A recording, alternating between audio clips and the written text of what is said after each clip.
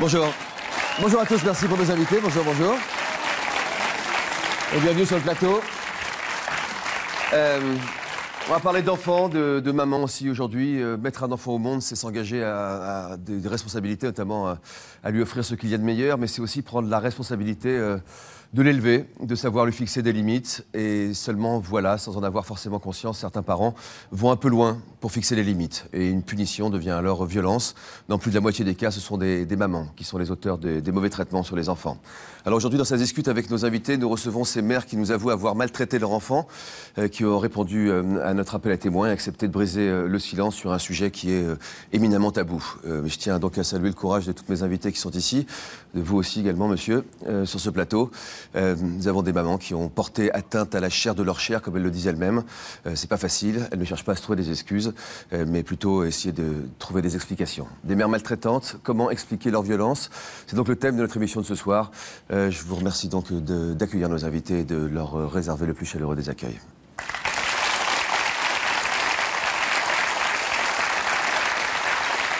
Comment allez-vous, Sophia? Bienvenue. Merci. Vous vous sentez bien? Oui. Sophia, vous êtes divorcée, vous avez un fils de 14 ans aujourd'hui, oui. Mehdi, qui ne vit plus avec vous, sous le même toit depuis un an. Pour oui. quelle raison? Parce que je le maltraitais. Donc l'aide sociale à l'enfance me l'a retiré. Depuis combien de temps? Depuis un an. Quel âge avait votre fils quand vous avez levé la main sur lui pour la première fois? Il avait 6 ans et demi, 7 ans.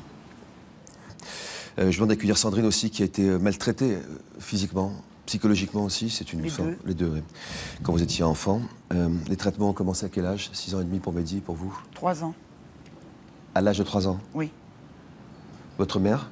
Oui, ma mère a commencé à me... les sévices, tout ça, à l'âge de 3 ans.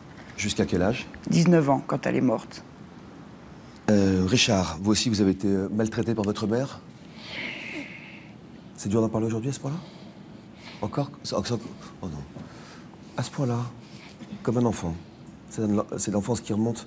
J'espère que ça va vous faire du bien de pouvoir vous libérer. Je vous laisse reprendre vos esprits, je vous présente dans un instant.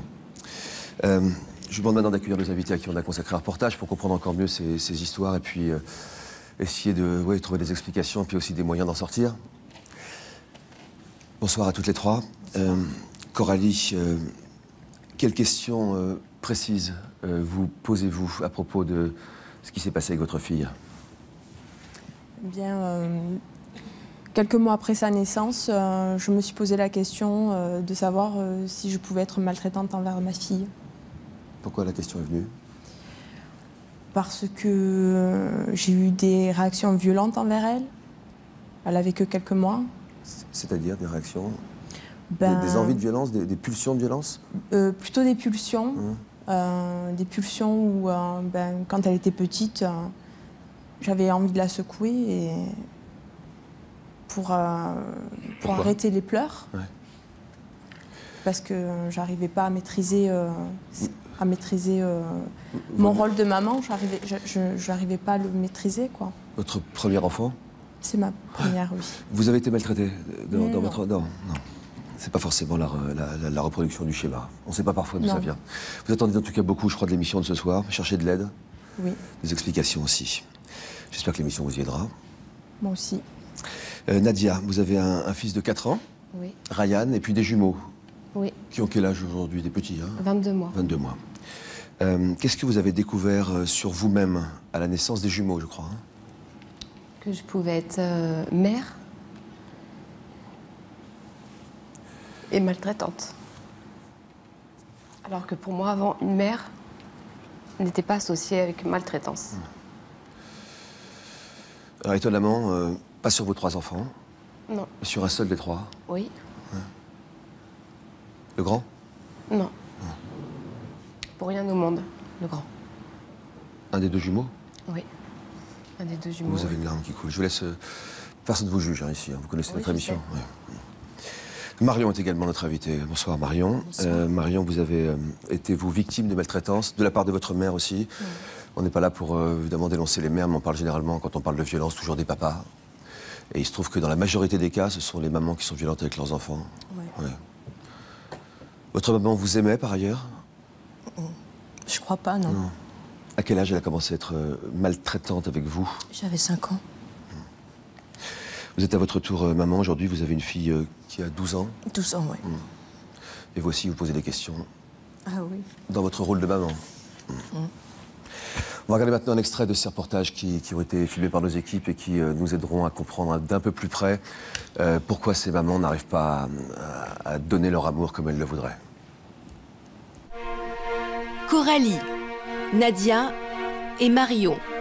3 mères qui au jour le jour se battent contre la violence qu'elles portent en elles. Arrête! Depuis la naissance de sa fille, Coralie éprouve des pulsions de violence. Ce qu'elle fait, ça me met hors de moi. Ça m'énerve. J'ai envie de la taper. Pour protéger sa fille, la seule solution est de la placer en famille d'accueil. Tu veux m'aider? On va faire ta petite valise. On va faire ma petite valise. Eh, c'est quoi ce bazar, là? Tu pourrais peut-être me répondre, là. Je me contiens pour pas lui faire de mal, pour pas crier plus que je devrais. Marion a battu sa fille Clara pendant 2 ans avant de suivre une thérapie. Sur cette photo-là, je sais que 2 jours avant, ça a carrément été les coups de pied. Heureusement, j'avais quelqu'un à ce moment-là qui m'a retenu. Mère de 3 enfants, Nadia a reporté toute sa violence sur son dernier né. Moi, ce que je désire, c'est qu'on l'enlève, qu'on le mette hors de ma vue, parce que je vais finir par le tuer. Avec une sincérité étonnante, ces mères ont eu le courage de nous accueillir chez elles sans rien dissimuler. Elles n'ont qu'un seul but, protéger leurs enfants.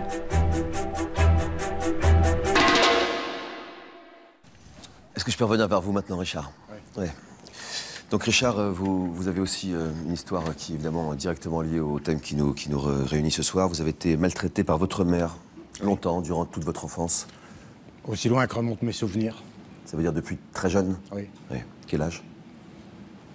3 ans, 4 ans. Qu'est-ce qui s'est passé exactement? Il y a eu un moment en particulier, une sorte de déclic. Chez ma mère? Non, chez vous, quand vous êtes devenu à votre tour père. J'ai eu 2 filles. L'aînée avait 3 ans, la deuxième avait 6 mois. Et un après-midi, je me souviens, j'ai levé la main sur l'aînée.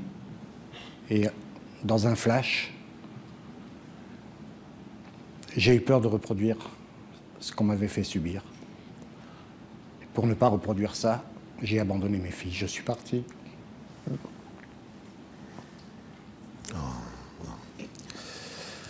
Vous êtes parti pour les protéger. Oui. Vous êtes là pour donner des explications. Je vous laisse... Je les ai retrouvés 20 ans plus tard. Ouais, vous êtes là pour leur dire que vous les avez toujours aimés pendant cette période. Non, non, évidemment qu'on vous excuse. Pas une émission facile, hein. Forcément, c'est un sujet extrêmement difficile, dont on parle peu. Je disais un sujet tabou. Je demande d'accueillir Irène Frein, qui est avec nous, et qui est notre chroniqueuse ce soir, si j'ose dire. Bonsoir Irène Frein, si vous voulez bien l'accueillir. Merci. Et qui est historienne, qui est romancière, mais qui est aussi journaliste, hein, Irène. En l'occurrence, la romancière, vous venez de publier Les Naufragés de Tromelin. Vous êtes aussi maman. Oui, et grand-mère. Et grand-mère. Vous ne les faites pas. Merci. Est-ce que vous avez déjà réfléchi à ce qui peut rendre une maman violente? Est-ce que vous avez déjà été confronté à ce type de problème, indirectement ou directement? Oui, bien sûr, j'y ai réfléchi. On est confronté assez souvent à la maltraitance psychologique au sein des familles. Ça peut être sournois, ça peut être déclaré. Je ne connais pas la maltraitance physique, mais mon engagement en faveur de l'enfance tibétaine m'a amené à réfléchir sur la maltraitance, car les enfants tibétains qui souffrent beaucoup de la maltraitance des Chinois reproduisent après cette maltraitance sur leurs proches ou leurs enfants. Donc mon engagement m'a amené à réfléchir sur les moyens de s'en sortir et de trouver des solutions, car ce sont les solutions qui sont intéressantes. Bien sûr, et on espère qu'il y en aura ce soir, parce que beaucoup de femmes sont en attente, et puis il y a celles qui sont sur ce plateau, puis il y a celles qui sont devant la télévision, qui sont beaucoup plus nombreuses. Ce sont des sujets dont on ne parle pas. On a beaucoup de mal à en parler, donc voilà, on en parle ici.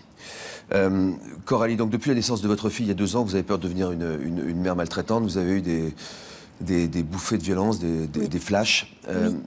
D'abord, ça a commencé quand vous étiez enceinte. J'ai jamais entendu ça. Comment vous avez réagi quand vous avez appris que vous étiez enceinte?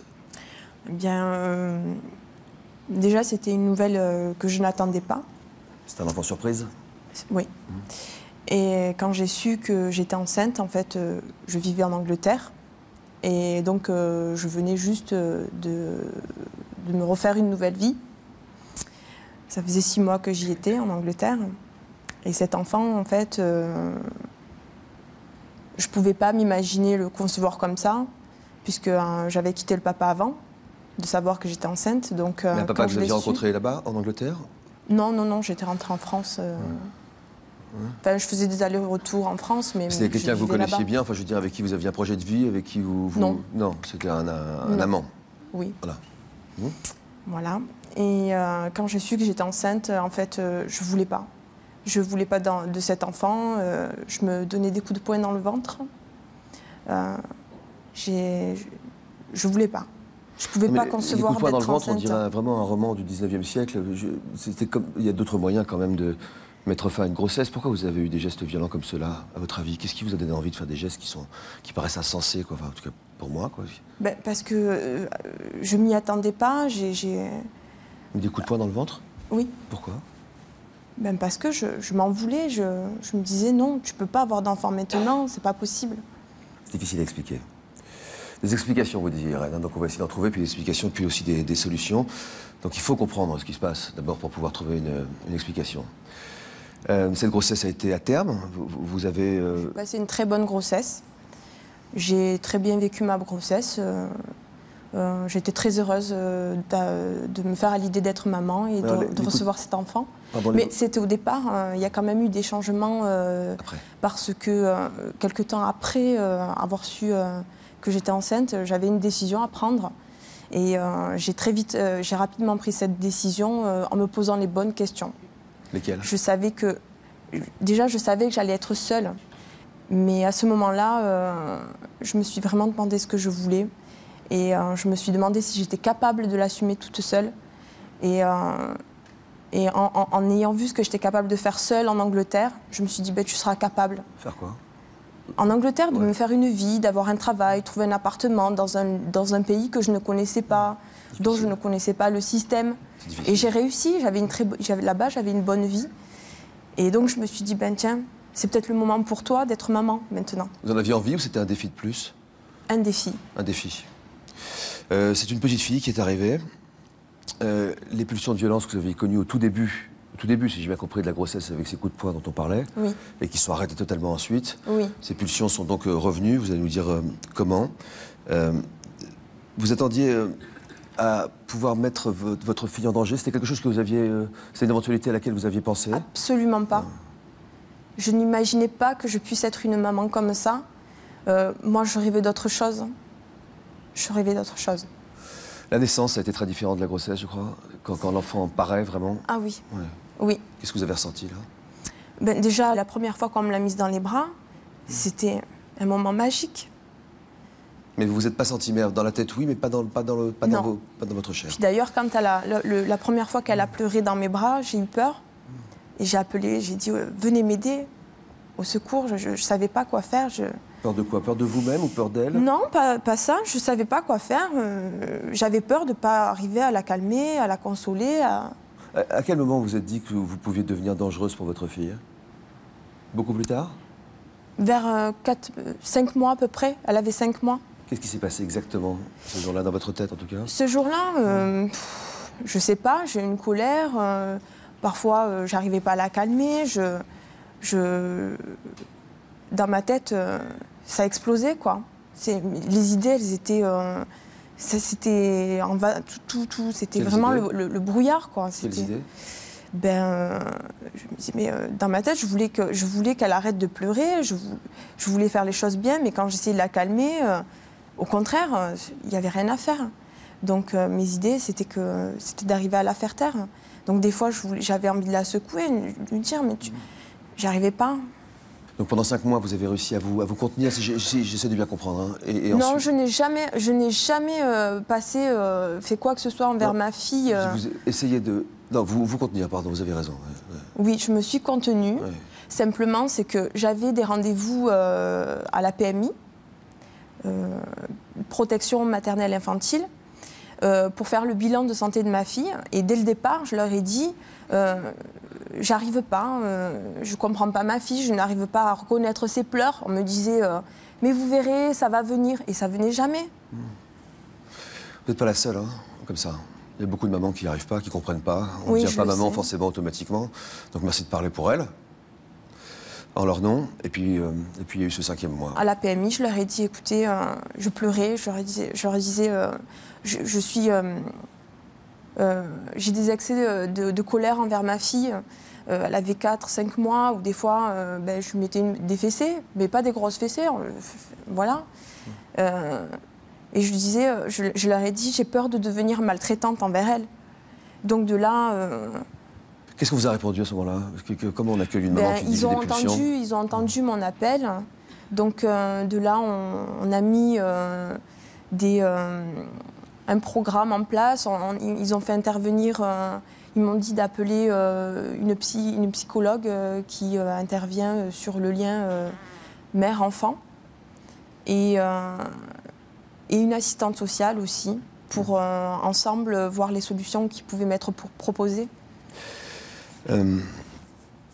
Après, il y a des dispositions qui sont prises. Donc là, c'est une toute petite fille, d'un an ou deux. Là, non. Quel âge elle a? Même pas, elle doit avoir... C'est les cheveux, elle a beaucoup de cheveux, c'est pour ça. Là, elle marchait pas encore, donc elle devait avoir 9 mois. Là, vous l'aimez, vous vous sentez mère quand vous êtes près d'elle, comme ça? Oui. Ouais. Un tout petit peu avant, donc quand elle avait 7 mois, donc entre les 5 mois dont vous parliez et les 9 mois dont on parle là, vous avez pris des dispositions. Lesquelles? Justement, au cours du 6e mois, j'ai eu l'assistante sociale, des personnes qui sont venues me voir, qui m'ont proposé soit d'abord de mettre ma fille en pouponnière pour moi aller me reposer. Parce que j'étais une maman qui... Seule, déjà? Seule. Et très fatiguée. Et en plus, je ne me sentais pas maman. Je ne me sentais pas maman. C'était pas venu, c'était pas arrivé. Ce truc dont on vous parlait, ce sentiment... Je n'arrivais pas à créer ce lien. Comment vous avez réagi? Pour moi, ça m'a crevé le cœur de me dire tu vas mettre ta fille en pouponnière. Donc vous n'avez pas accepté la proposition? Non. Donc en fait, on m'a proposé un accueil provisoire en famille d'accueil. Donc là, c'était plus souple pour moi. On m'a vraiment... C'était possible de la reprendre quand vous vouliez? Oui, absolument, mais c'était pas un accueil permanent. J'avais ma fille une partie de la semaine. Les autres jours de la semaine, c'était la famille d'accueil qui s'en occupait. Ça me permettait à moi de pouvoir reprendre ma vie de femme, parce que au-delà d'être une maman, on est aussi une femme. Et mon rôle de femme, il n'y en avait plus. J'étais qu'une maman. On va regarder ce reportage qu'on a tourné avec vous. C'est un reportage de Corinne Biès et de Pierre-Jean Perrin qui étaient à vos côtés chez vous. Vous habitez dans le Gard. Viens voir. Les carottes, tu les manges à la crèche. C'est qui décide à la maison? Allez, assis-toi.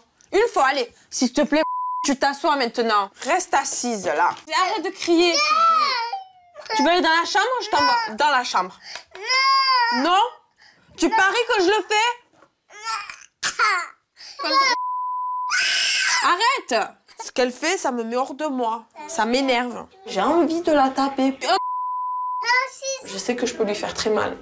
Depuis la naissance de sa fille, il y a 2 ans, Coralie éprouve des pulsions de violence.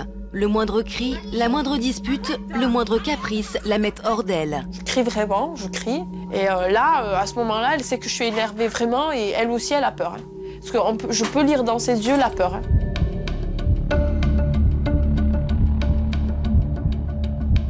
Je prends sur moi. Comme si j'ai plus la force de réfléchir et de me raisonner, je craque. Quand je craque, je sais que je peux lui faire mal, et quand je sais que je peux lui faire mal, j'appelle au secours. On va chez mamie. Il va où? On va chez mamie.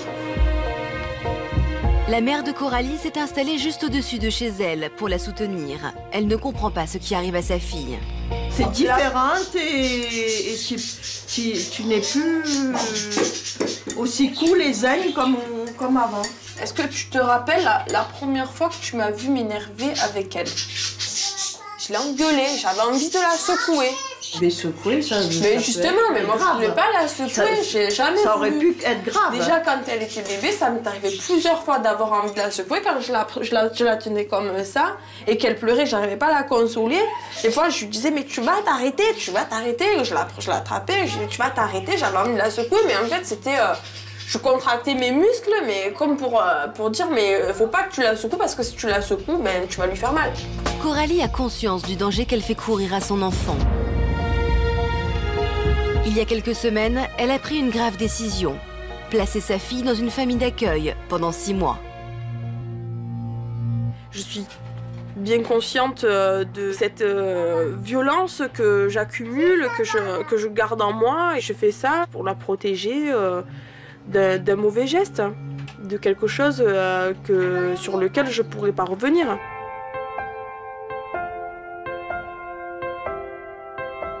Louloute, viens. Viens à côté de maman, viens. Si je te fais garder par des gens, c'est pas parce que je t'aime pas. Justement, c'est parce que je t'aime. Et parce que maman, elle est épuisée. Elle est épuisée de vivre comme ça, avec toi. D'accord? Et j'espère que quand tu seras grande, que tu m'en voudras pas pour tout ça. J'espère que tu comprendras ce que je fais. D'accord? Oui. Bah, c'est bien. Fais un bisou.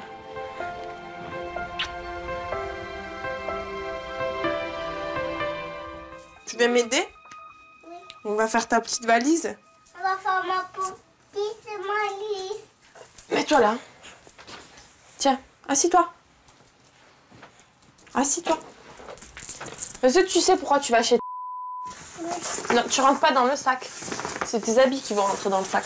Moi, j'attends de ce placement tout simplement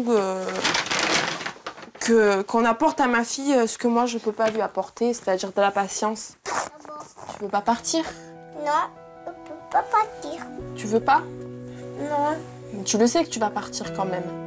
Un peu. Pour que maman elle se repose. Non. Et en plus tu seras plus calme. Allô? Maman? Oui, allô?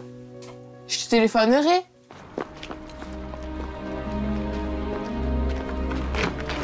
Allez, attends, là, merci. Tu vas à la voiture. Allez, tu me fais un bisou. Allez, au revoir ma fille. Au revoir. Au revoir. Tu sais qu'on va pas se voir pendant quelques jours, hein, mais que je penserai très fort à toi. Pour que tu comprennes, ma chérie, que je t'aime très fort et que je t'abandonne pas. Il est juste question de se retrouver toutes les deux et d'être bien ensemble. J'espère que tu comprendras un jour.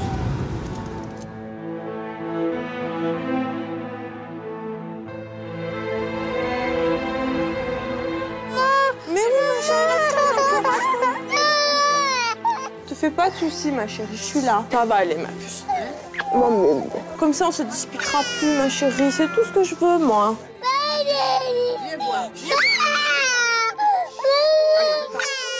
Là, maintenant, je suis vide, là. Je me sens vide.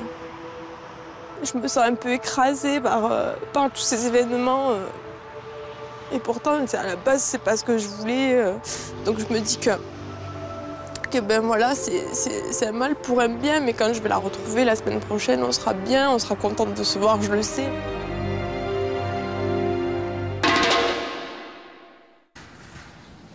Bravo de faire face, en tout cas, hein, parce qu'il y a comme ça qu'on peut trouver des solutions. Hein. C'est le sens de votre démarche, j'imagine. C'est pour ça que vous êtes venu? Oui.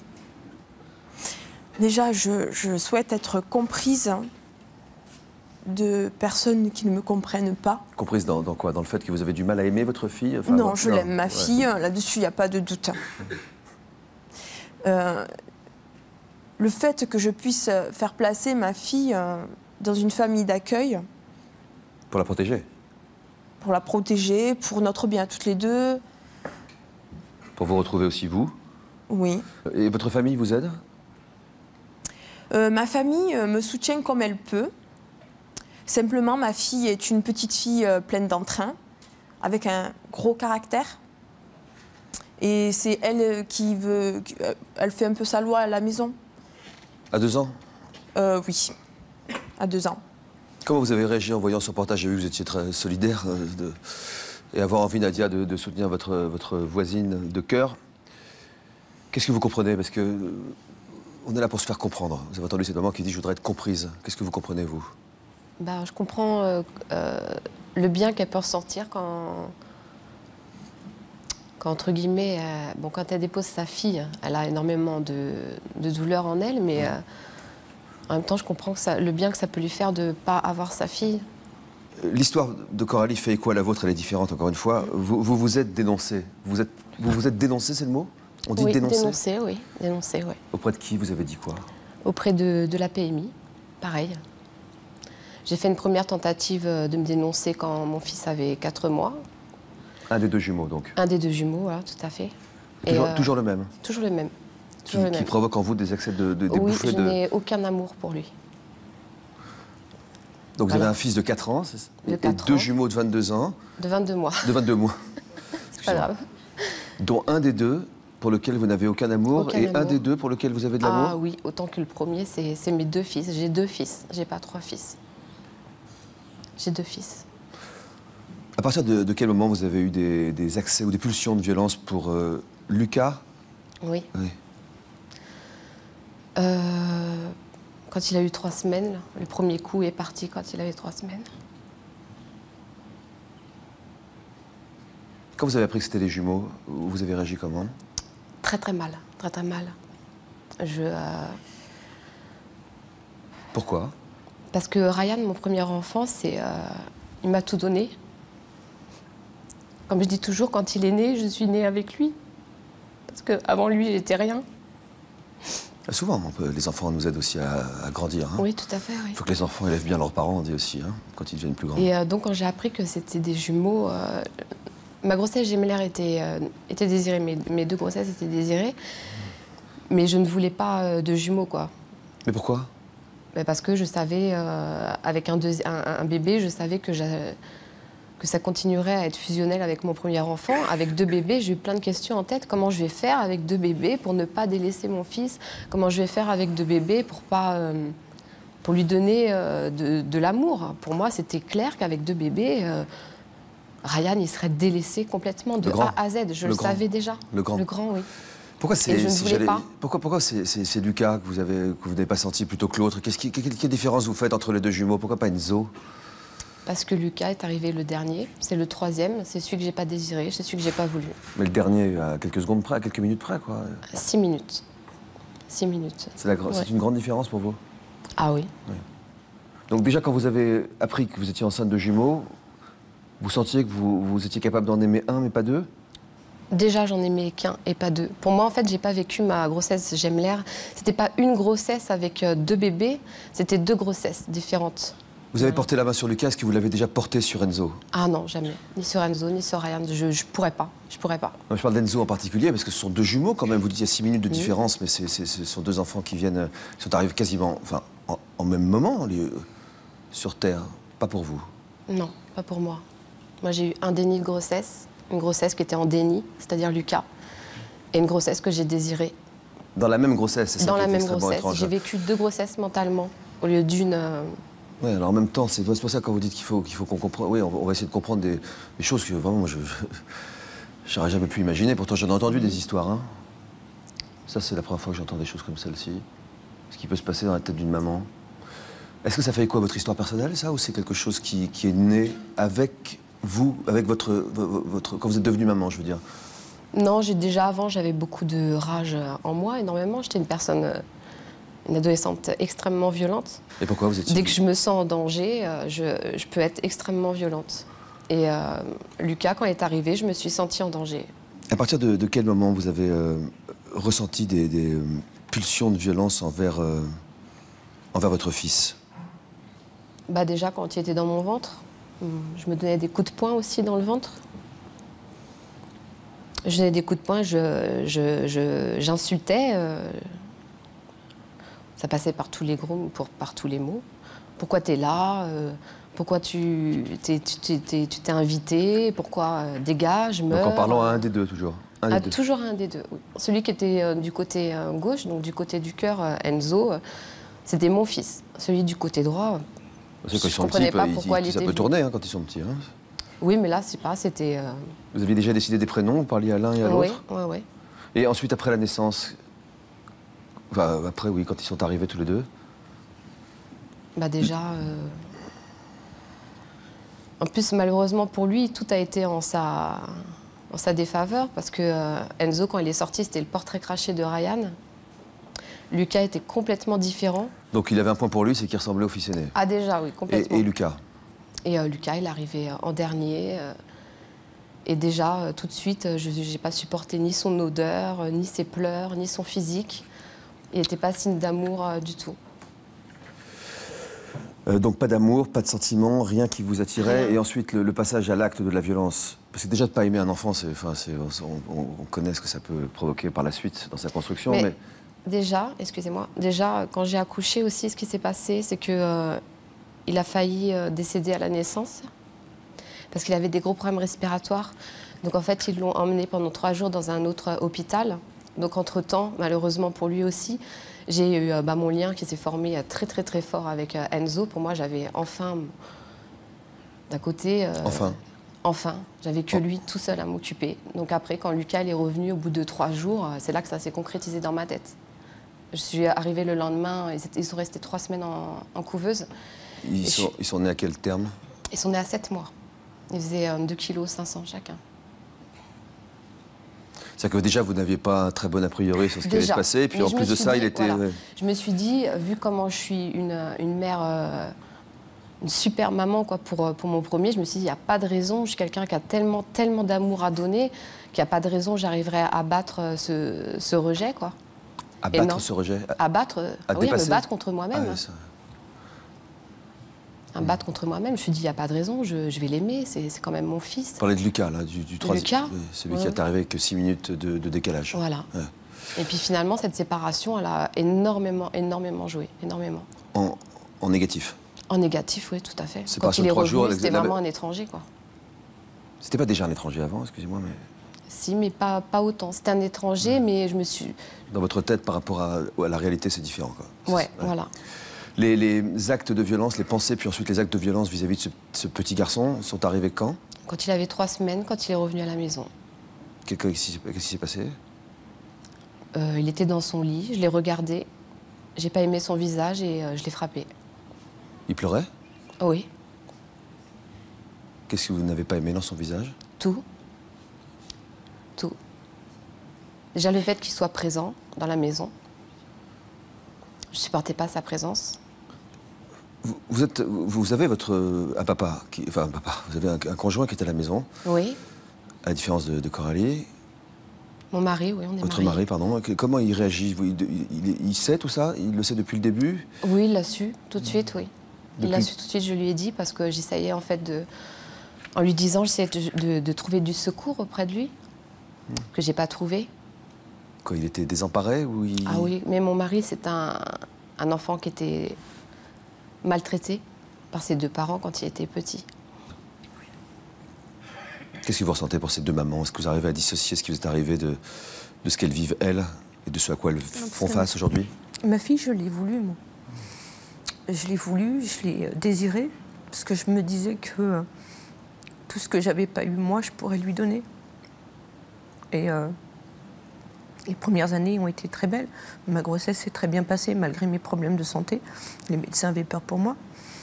Mais en fin de compte, tout s'est bien passé. La naissance, même à la maternité, les infirmières me disaient « mais c'est jamais votre première », parce que vu comment je m'en occupais, pour eux, c'était pas...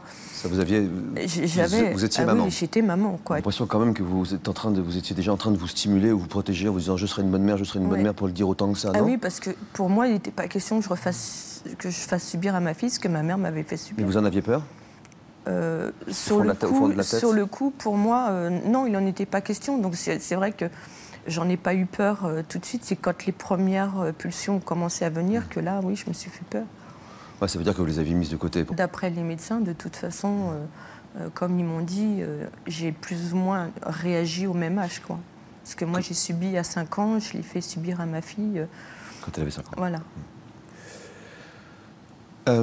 Il savait, votre mari. Il vous a vu avoir cet accès de violence quand votre fils Lucas avait 3 semaines, vous m'avez dit. Il l'a vu de ses yeux?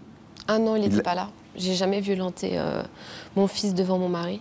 C'était quand j'étais toute seule. Et lui aussi tout seul? Ou les frères étaient là? Ah, jamais devant mes fils. Jamais. Jamais devant son frère jumeau? Ah non, jamais. Et jamais. Il était dans son lit, vous dites? Parce que parfois il on met était les jumeaux dans le même lit. C'était quand je le lavais ou quand je lui donnais à manger. Toujours quand il pleurait ou pas forcément? Ah, pas forcément. Pas forcément. Mais qu'est-ce qui est arrivé dans ces moments-là, quand ce petit garçon essayait de être face à vous C'est le fait de le regarder Ah, je supportais rien. Quand je lui donnais le biberon, je le regardais pas, je regardais ailleurs. Parce que je savais que si je le regardais, je le frapperais. Donc je préférais pas le regarder. C'est très surprenant de vous entendre dire je savais. Oui, je le savais, oui. J'ai demandé à Roland Coutenceau de venir nous rejoindre et nous apporter son point de vue, son éclairage. Émission, bonsoir, vous allez bien? J'en prie, asseyez-vous. Ouais, je vous vois depuis le début de l'émission. Je ne sais pas comment vous ressentez, vous, cette émission. Je vous ai déjà venu sur ce plateau plusieurs fois. Ce sont des choses que moi, je n'ai jamais entendues. Vous avez l'habitude d'entendre des témoignages comme ceci? Ça ne vous surprend pas plus que ça? Vous comprenez? Je n'ai déjà entendu, bien sûr, et je veux dire 2 choses très simples pour créer un début de compréhension. D'abord, au fond, si on demandait aux gens qu'est-ce que c'est être mère, les gens diraient c'est naturel, une mère aime son enfant, une mère aime tous ses enfants, une mère est heureuse de voir arriver son enfant. Voilà un petit peu comment, dans la société, chacun de nous, finalement, on a une image simple et idéalisée d'être mère. Or, je dirais même le contraire serait politiquement incorrect. Voilà. On n'aurait pas le droit de le penser. Voilà. Voilà. Et le deuxième élément très fort, c'est de dire qu'au fond, être mère, c'est toujours, finalement, d'une certaine manière, adopter son enfant. Finalement, c'est l'accepter. Si cette acceptation, si le fait, ces témoignages, ils ont le mérite d'être forts et humains. Et je dirais que, vous voyez, par exemple, vous l'avez dit, souvent c'est tabou. Là, le mérite, c'est qu'on l'entend. C'est-à-dire que parfois, cette greffe, cette adoption de l'enfant, vient un moment où la mère, pour des raisons diverses, n'est pas prête, n'a pas accepté. Alors, dans le premier témoignage, je pense que ça peut bien se passer, mais on voit, je vous le dis très simplement, 2 choses. Vous parlez de Coralie, vous parlez de Nadia? Coralie. Ouais. Je pense que, très simplement, peut-être, même si une partie de vous a envie d'être mère, on voit que dès le début de cette grossesse, vous étiez un peu hésitante. Est-ce que c'était le bon moment? Est-ce que vous en aviez vraiment envie? Vous l'avez Et il n'y très avait bien pas de papa, exprimé. il n'y a pas de projet non plus avec un papa. Hein, voilà. Vous l'avez très bien exprimé. Ensuite, il y a autre chose qui s'est passé, c'est qu'on voit quelque chose qu'on ne dit pas assez. C'est qu'être parent, c'est pas facile. Être parent, c'est pas naturel. Être parent, c'est au fond savoir réagir à toutes les réactions d'un enfant qui est très petit, qui ne comprend pas, qui n'obéit pas, qui n'est pas toujours aussi gratifiant qu'on voudrait. Donc au fond, il faut comprendre que certains êtres humains, père ou mère, sont en échec, finalement vivent l'enfant comme agressif, ou du moins ils se vivent une mauvaise mère parce que l'enfant continue à pleurer, alors je dis mon chéri, je t'aime. Si je peux dire quelque chose... Vous pouvez dire tout ce que vous voulez. Déjà, je suis bien d'accord sur le sentiment d'échec. C'est ce que je ressens à chaque fois que je n'arrive pas à entendre quelque chose à ma fille.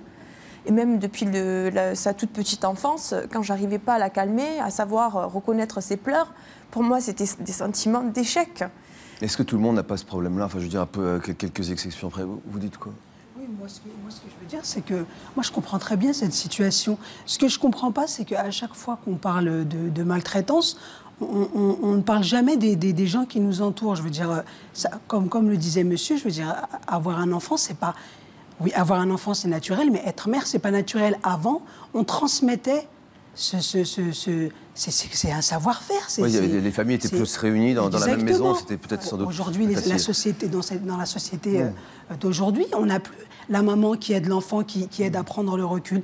Et moi, ça m'a rappelé un moment où j'étais avec mon fils et on me disait mais comment ça se fait? Vous êtes aussi maltraitante à cause de l'école, à cause de... Et je disais oui, en fait, j'ai plus de recul. Je sais plus comment faire. À cause de l'école. Et je me disais, mais c'est vrai, il avait... Pardon. Pas compris. En fait, quand j'étais avec mon enfant dans des situations, il y avait des moments où ça allait pas. Par exemple, à l'école, il rentrait à la maison et j'arrivais pas à le gérer. Il y a des enfants qu'on n'arrive pas à gérer parce qu'on ne sait pas faire, parce qu'on n'a pas assez de recul, parce qu'on n'a pas d'exemple. On n'a plus l'exemple, on est seul. Comme elle le disait, elle s'est retrouvée en Angleterre, toute seule, avec son enfant. elle est où la maman qui va montrer à l'enfant que quand l'enfant il pleure, bah oui, mais faut lui dire enfin, faut gérer d'une certaine façon. Vous dites ça s'apprend. Ça s'apprend. Ça s'apprend. On n'a plus de repères. On n'a plus du tout de repères. On est seuls. Nous sommes des parents seuls. Je ne veux pas comparer. Perfection qui domine notre société, c'est-à-dire qu'on doit être une mère parfaite. Moi, ce que j'ai entendu dans le témoignage de Coralie d'un bout à l'autre, c'est qu'elle rêve d'être excellente. Et être parent, c'est vivre dans le relatif.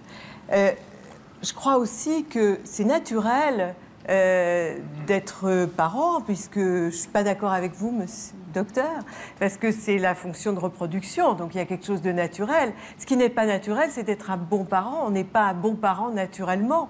Et c'est toute une histoire d'apprentissage, c'est toute une affaire d'essais et d'erreurs. Et évidemment, quand on est confronté à ce que viennent de dire ces trois femmes, ces trois mères, quand on reconnaît la violence en soi, on est horrifié. Mais il y a quand même quelque chose de très positif dans ce qu'elles disent, c'est qu'elles l'ont reconnu et qu'elles l'ont reconnu à temps et qu'elles en ont parlé. Elles se sont dit, là, je ne peux pas. Simplement, il faut bien différencier de l'idéal de la mère parfaite. La mère parfaite, ça n'existe pas. Nous sommes toutes des mères imparfaites et nous faisons avec ce que nous avons. Moi, j'ai essayé toute ma vie de comprendre la violence de ma mère. Mon père n'étant que le bras armé de ma mère. Hein, c'est-à-dire que c'est clair. Mes parents partaient en week-end, 2-3 jours avec mon frère. J'étais enfermé dans une pièce avec un bout de pain, un pot de chambre et un broc d'eau. Votre frère qui est en coulisses, là? Oui. Mon père arrivait de son boulot à 2h du matin. Il était représentant. J'étais réveillé à coups de poing, à coups de pied dans la figure. C'est les voisins qui me nourrissaient quand mes parents me foutaient dehors. Okay, vous avez quelle différence d'âge? Qui est l'aîné? Qui est l'aîné? Lui. Et j'ai essayé... Vous leur voulez quand vous dites ça? Lui? Oui. Je l'aime. Mais le problème, c'est qu'on il s'est senti coupable vis-à-vis de moi parce que mes parents l'ont utilisé contre moi. Et ça, c'est un jeu qu'on retrouve souvent. Il nous rejoindra tout à l'heure. Il viendra, il vous ressemble beaucoup d'ailleurs. Ce que je voulais dire surtout, pour rebondir sur ce que vous avez dit, moi, c'est ce qui m'a permis de comprendre. Toute ma vie, j'ai essayé de savoir pourquoi. Et un jour, quand mon père est mort, j'étais à l'hôpital, j'ai veillé mon père à l'hôpital pendant 23 jours et 23 nuits. Je n'ai pas quitté sa chambre. Au début, je suis venu de manière égoïste, je venais chercher des réponses. Je ne les ai pas eues, il est rentré tout de suite quasiment sous morphine. Il avait un cancer généralisé avec métastase. La veille de sa mort, je lui ai dit « Papa, lâche prise, accepte de partir, je t'aime ». Il m'a serré la main. Pour moi, je n'avais plus besoin de questions. Mais pendant qu'on était à l'hôpital, un jour, je suis sorti fumer une cigarette. C'est ce jour-là que j'ai compris. Et c'est là que je rebondis sur ce que vous dites. Quand je suis revenu pour me diriger vers la chambre de mon père, ma mère sortait de la chambre de mon père. Elle est venue vers moi. Et elle m'a dit en pleurs, ça faisait 10 ans que je n'avais pas vu mes parents. Tu te rends compte, ça fait 43 ans qu'on est ensemble, ton père et moi. Et là, dans la seconde, j'ai eu un déclic, je me suis dit, mais à partir de quoi tu les juges? Qu'est-ce que tu connais de leur histoire? Qu'est-ce que tu connais de leur souffrance, de leur enfance? Qu'est-ce que tu sais de leur vie de couple, de leurs problèmes, de leur relationnel? Ça explique pas ce que j'ai subi, mais ça m'a permis de prendre de la distance et de pouvoir dire à mon père que je l'aimais sur son lit de mort, et ça m'a permis de pouvoir dire à ma mère en face, je te pardonne parce que je ne connais pas ton histoire. Sophia, sans vous sentir mère jusqu'au, comme on le lit parfois dans les livres, dans les magazines, profondément mère, ça se passait, vous compreniez ce qui se passait. Oui. Et puis à 6 ans et demi, il y a eu un moment où vous avez décroché, et à ce moment-là, vous vous êtes dit, je ne comprends plus rien. Non, j'ai eu une maladie très grave. Je ne la connaissais pas à ce moment-là, donc c'est l'hyperacousie. Tous les bruits sont amplifiés, donc je n'arrivais plus à dormir la nuit. J'avais une voix, en face de chez moi, il y avait l'entrée des urgences d'un hôpital, et comme il y a eu des travaux, donc tout le monde passait par cette rue et je ne dormais plus la nuit. Vous parliez de l'école tout à l'heure, donc il y a eu un autre déclic en plus de ça? Oui, en fait, mon fils allait à l'école et comme je suis divorcée et que il avait besoin de la présence de son père et qu'il n'avait pas du tout d'image l'image du papa, il investissait l'école, mais d'une certaine façon, c'est-à-dire qu'il faisait le rigolo à l'école toute la journée. Bon, moi aussi, j'étais pareil. Et tous les soirs, la maîtresse, oui, quand j'étais enfant. Mais bon, contrairement à lui, j'avais de bonnes notes. Lui, non. Donc, les professeurs, enfin, la maîtresse n'était pas contente. Donc, tous les soirs, quand j'arrivais à la grille, eh ben, j'étais humiliée. Oui, votre fils, votre fils, votre fils. Et le fait de ne pas dormir, ça n'arrangeait rien du tout. Parce que moi, quand il rentrait le soir, je le sermonnais. Et au départ, c'était attention, ça va pas. Donc, je l'aidais. Vous l'aidiez ? Ah oui, je l'aidais beaucoup. Il était en CP ? Voilà, en CP. Et le problème, c'est que ça a continué. À quel moment ça a basculé dans des pulsions violentes ? Quand j'arrive pas à trouver d'issue. J'ai fait une demande de j'ai demandé à changer de logement. Parce que vous n'y arriviez pas à trouver d'issue. J'ai vu plusieurs personnes. Plus du tout d'issue, Non, plus du tout. On me fermait les portes. Non, on me disait c'est pas possible. Le fait de ne pas dormir aussi, on se régénère quand on dort. Moi, je ne pouvais pas dormir ni le jour ni la nuit. Quand je voulais me reposer la journée, il y avait les voitures quand même. Il y avait toujours les voitures qui passaient, les camions. Toujours ce bruit. Bon, ce sont des explications évidemment que vous avez raison de donner. Maintenant, les pulsions, comment elles sont arrivées ? Est-ce que vous les avez identifiées pour dire, pour reprendre le mot d'Irène Frein ? Est-ce que vous avez tout de suite... Oui. Comment les premières images qui vous sont arrivées ? Encore une fois, pour tous ceux et toutes celles qui nous regardent. La première image, vraiment celle qui me fait le plus mal, c'est son regard. Quand il si vous voulez, ils sont petits. Qu'est-ce qu'ils peuvent faire contre un parent qui les bat ? Alors il était allongé, et puis il me regarde avec ses yeux, il m'a fait mal.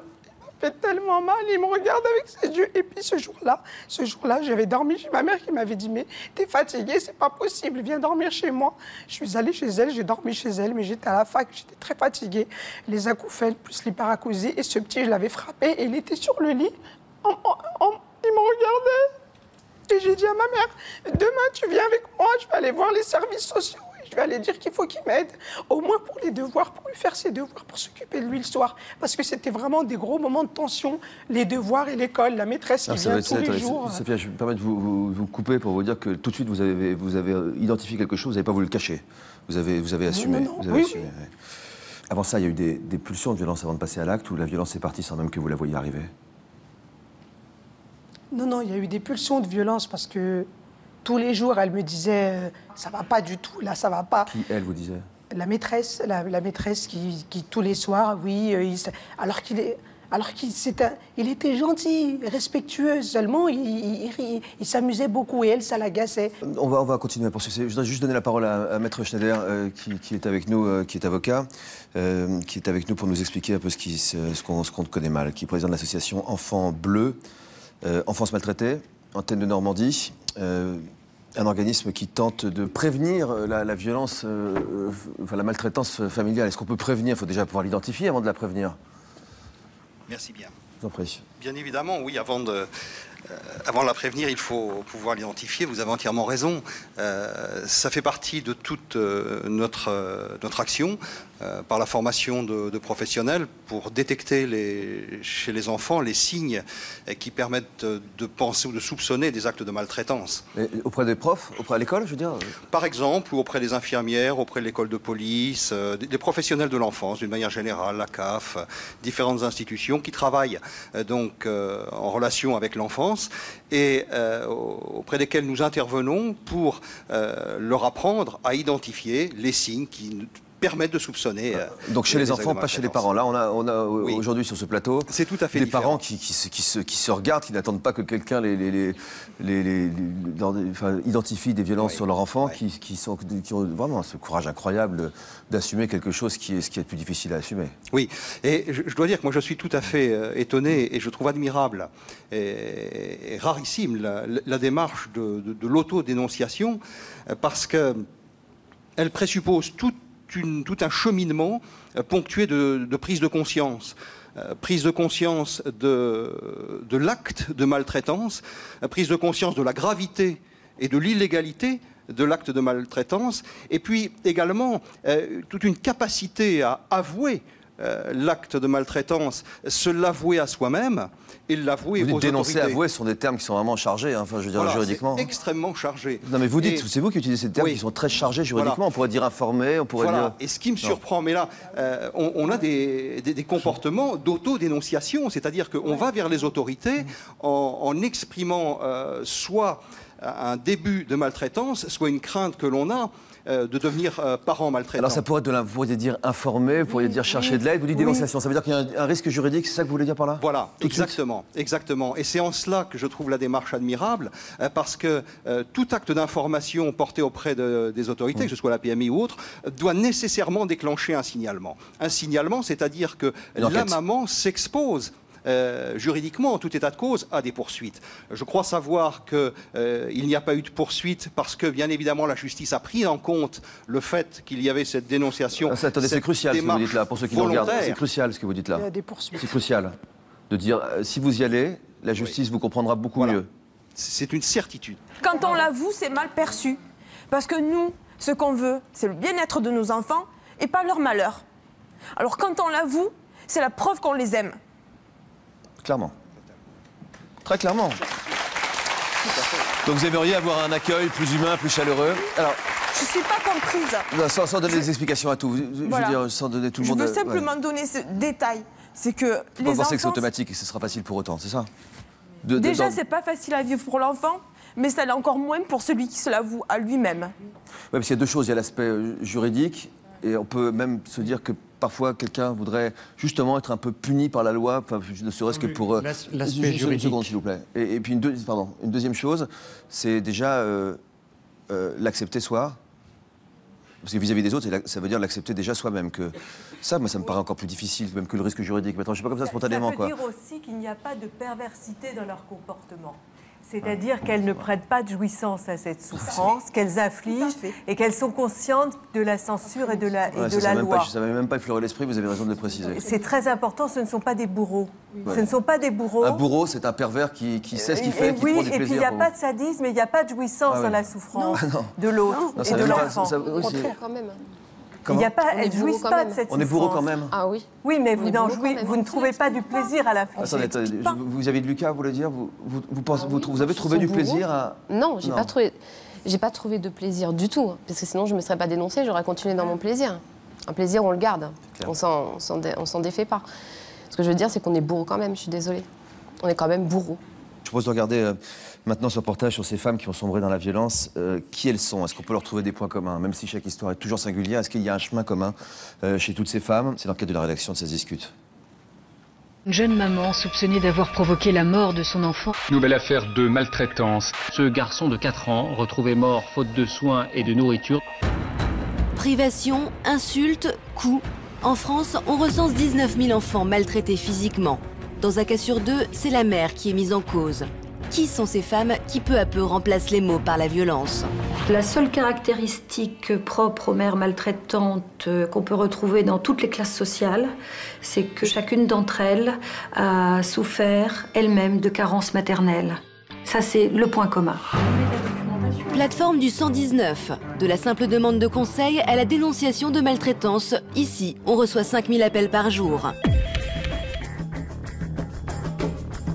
Ça va de je me sens un petit peu dépassée, un peu désemparée, jusqu'à j'ai maltraité mon enfant, faut me l'enlever tout de suite. Allô?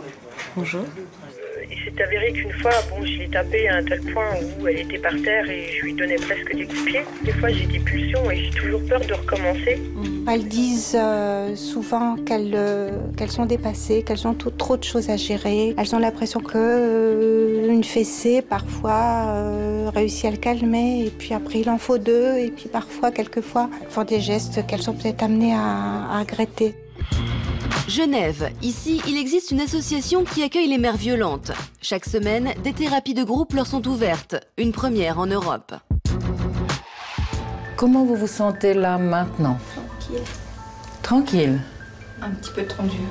Un peu tendu. Ce qu'on apprend à ces femmes, c'est déjà de ne pas entrer en zone rouge.